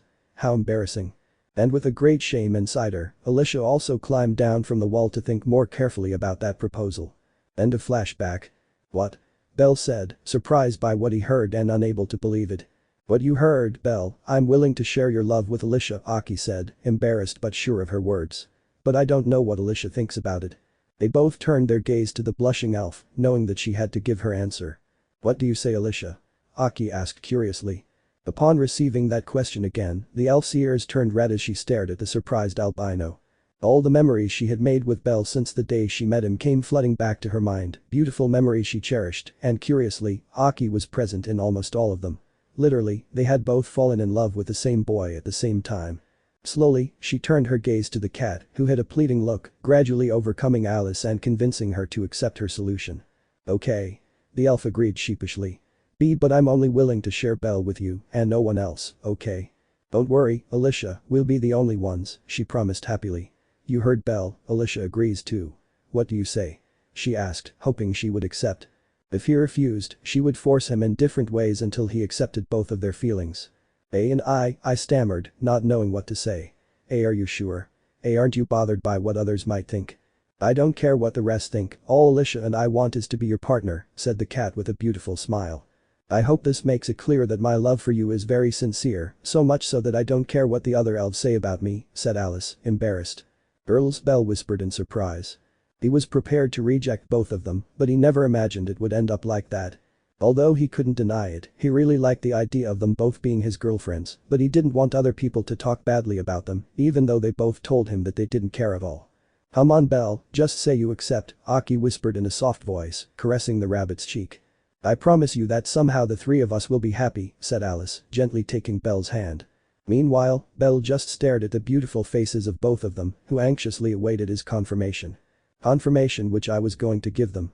I accept, he whispered, embarrassed, still not believing it had all ended like this. I accept being her boyfriend. Both girls smiled happily at having achieved their goal and blushed slightly upon realizing what that meant. But that didn't matter to them because they finally had what they had always longed for. Belle's love. I promise you won't regret it. And with those words, Aki wrapped both arms around the neck of a surprised Belle to give him a deep kiss on the lips for the second time. I wanted to be the first, Alicia whispered, puffing out her cheeks, as it was the second time Aki had beaten her to kissing Belle. While Aki kissed Belle deeply, with no intention of separating, enjoying this feeling once again. While the albino didn't know what to do other than gently return Aki's kiss. Although he opened his eyes slightly in surprise when he felt Aki put his tongue inside his mouth. That's enough. Alice, blushing slightly, quickly separated them, not wanting to see such a scene so soon. Sorry, I got carried away, Aki said, blushing slightly and touching her lips. That was intense. Belle only had a big blush on his face after that passionate kiss he received from Aki, although he didn't deny that he liked it a lot. But that wasn't the end of it. It's my turn, whispered the elf, taking Belle by the shoulders. And with a deep blush, Alicia slowly approached Belle to give him a slow, soft kiss. This time he had the opportunity to enjoy that sensation, since last time he only touched her lips and pulled away instantly. But now they were a couple, so he had the right to enjoy a longer-lasting one. One more, Alicia whispered, momentarily pulling away from Belle's lips only to join them again. At this point, Belle's face was about to explode with embarrassment. He had just been passionately kissed by a beautiful girl, and seconds later another beautiful girl gave him a soft, sweet kiss. If his grandfather were watching him at that moment, he would surely be crying tears of joy. After a few seconds, Alicia finally pulled away from Belle's lips with a satisfied smile, having done what she had always wanted. This is weird, Belle whispered, embarrassed. It's barely our first day as a couple, we'll get used to it over time, Aki said with a nervous smile. The love triangle. I don't even want to think what Riveria-sama will say when she finds out I'm sharing my partner with Aki, Alicia said, her face flushed. But are you really sure? Belle asked again, not wanting them to feel pressured. But what he received in response was a kiss on each cheek from both girls who looked at him with a smile. Completely, they both said confidently. Then I promise to make you both the happiest girls, Belle promised with a small, embarrassed smile, making both girls blush but filling them with a feeling of happiness. However, a sound behind them caught their attention, causing them to turn around to see who was spying on them.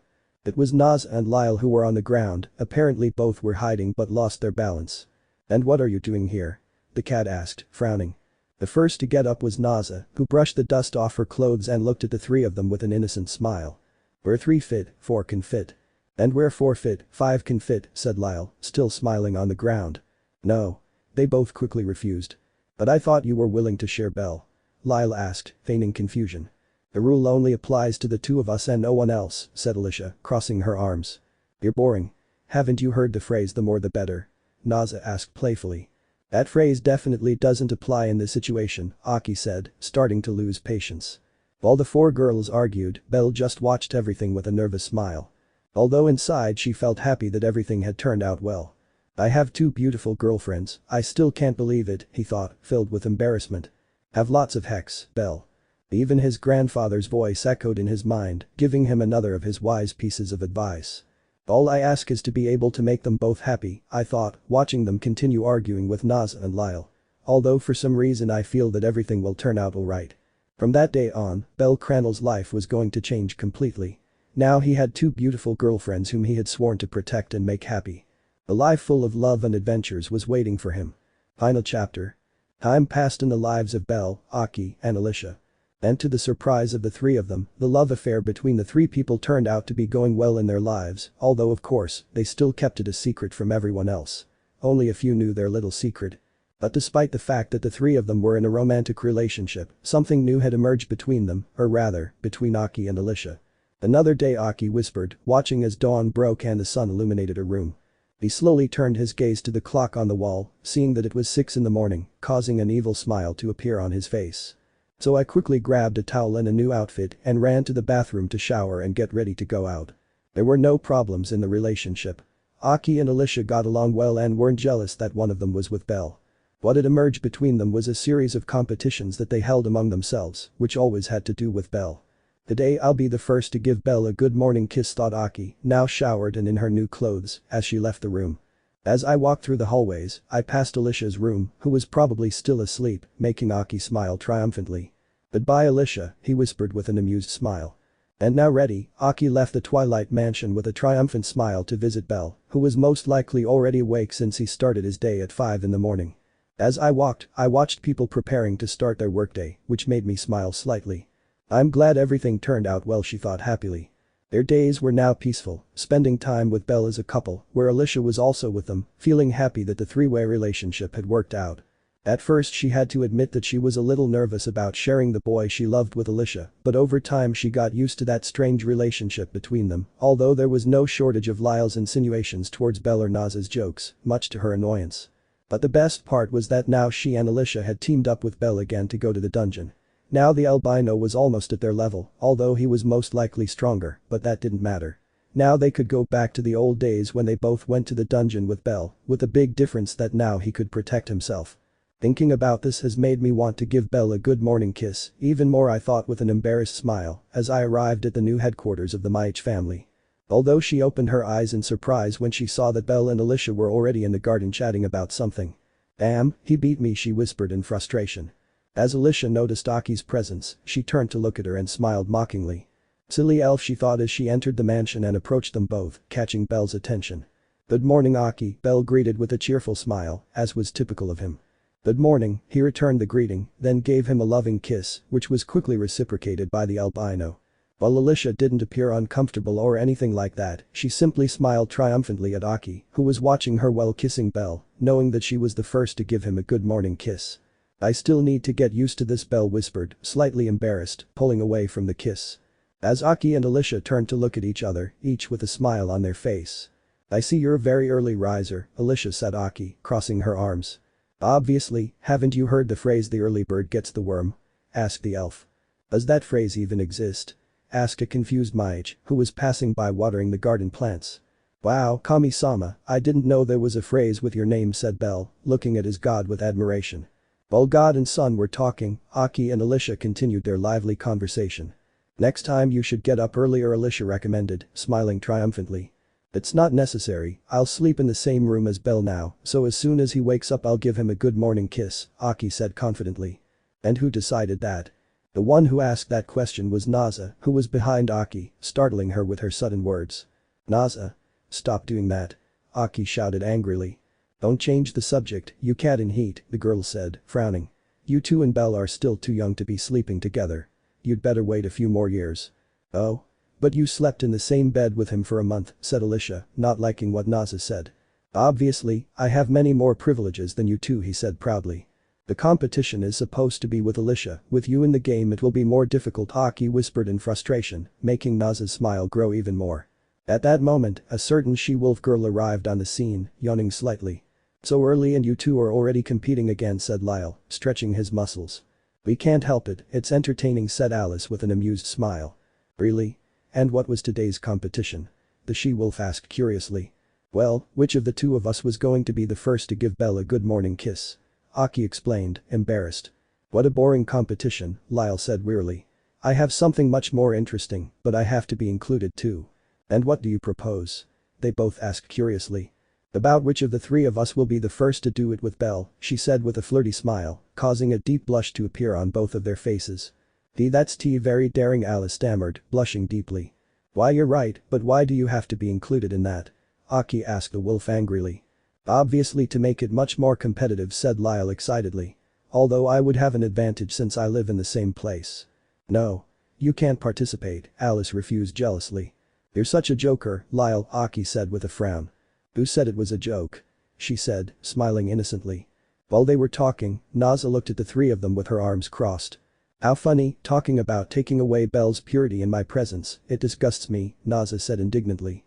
While the four of them were arguing, Belle watched their interaction from afar with a smile. I'm so glad you two get along so well, she said happily. Is that getting along? Maich asked, confused, as he saw Naza pull out a knife and point it at the other three, while threatening them or something like that. That's their way of getting along, Belle said with a nervous smile. If you say so, but the truth is I'm glad you all get along. For a moment I thought you'd never have any friends, Belle, since you were so shy, Maich said, crossing his arms and smiling charmingly. But you weren't shy at all, imagine having two girlfriends at the same time. Come on, Kami-sama, don't start, he pleaded, embarrassed, since his god always made little jokes about his relationship with both girls. Ahaha, you really are someone special, Belle, he said, ruffling the rabbit's fur. Belle. Their conversation was interrupted by Aki's scream after she finished arguing with Naza and Lyle, drawing Belle's attention. Let's go to the dungeon, she said, raising her sword. Alicia was standing beside her. Well, Kami-sama, I'll come back later, Belle said goodbye, walking towards the girls. Be careful down there, said Maich with a kind smile. Aren't you coming with us, Lyle-san? Belle asked, confused, seeing that the wolf was still wearing her pajamas. Nah, it'll be another day, he replied, intending to go back to sleep. Didn't you join that war game just to team up with Belle? Aki asked, puzzled. Sure, but now we're part of the same family, so there's no rush. Besides, I want to go to the dungeon alone with him, by myself, she said with a small smile, making the elfin cat frown. If those two try to do anything to you against your will, don't hesitate to defend yourself, Belle said Naza, fixing Belle's hair and adjusting his armor. What do you mean by that, Naza? Aki asked, offended. I'm just saying, Belle, even though he has 2 girlfriends, is still innocent, so I'm trying to prevent that purity from disappearing next to 2 girls who have more hormones than brains. Hey. They both shouted angrily. Haha, I'll take care of myself, Naza-san, Belle promised with a nervous smile. Well, good luck down there, she said goodbye, giving him a small hug and letting him go off with his 2 loved ones. Having said goodbye to everyone, Belle approached Aki and Alicia, ready to go to the dungeon together. Take care. I'll be watching them. Bring me something from your trip. And hearing the farewell, the 3 of them walked away from the mansion towards the dungeon. As they walked, Belle smiled slightly, watching the 2 girls walk ahead of him while they talked about how they would face Lyle. Despite both of them frowning, they looked equally beautiful. I still can't believe they're both my girlfriends, Belle thought, embarrassed. He still remembered those days when he was just an inexperienced rookie who was about to be killed by Killer Ant's army on the 8th floor, but Aki, like a true heroine, saved him. From that day on, their adventures began alongside those 2 girls, where they always had to be saving him, like the day he was about to be beaten up by that group of adventurers, or the day he was about to be killed by a minotaur. He wasn't sure, but he believed that those actions of the girls were what made him fall madly in love with them. I was thinking about saving a girl and having her fall in love with me, and in the end, I was the one who ended up being saved and falling in love, Belle thought with amusement. But it doesn't bother me. Thanks to those events, I was able to meet 2 very wonderful girls. But now everything would be different. Now he would be the one to protect them both from any danger, no matter what happened. Belle. The albino was pulled from his thoughts upon hearing Alicia's voice and looking up. There they were, standing in front of the Tower of Babel, watching him with beautiful smiles. What's wrong? You seem lost in thought, Aki asked, placing a hand on her hip. We have to go into the dungeon, that way we'll get out early for our date, said Alice, blushing slightly. Of course. The albino agreed with a big smile, walking towards them to begin yet another adventure in the dungeon. I didn't know how things would be from now on, but I was completely sure that any problem that appeared before the 3 of them, however difficult it might be, they would overcome and continue together. For some reason he felt that everything would turn out well between them, so he would just have to focus on making his loved ones happy. I love you both were the words Belle said, making both girls blush, who hadn't expected those sudden words but were delighted by them. We too, they both whispered, giving the albino a quick kiss on each cheek. A life full of love and adventures awaited this curious couple. The curious trio. And let me know in the comments below if you guys want the next part. Also check out my other video that has been shown and left. Thank you for watching. If you enjoyed this video, please like and share this video. And have a fantastic day. Bye.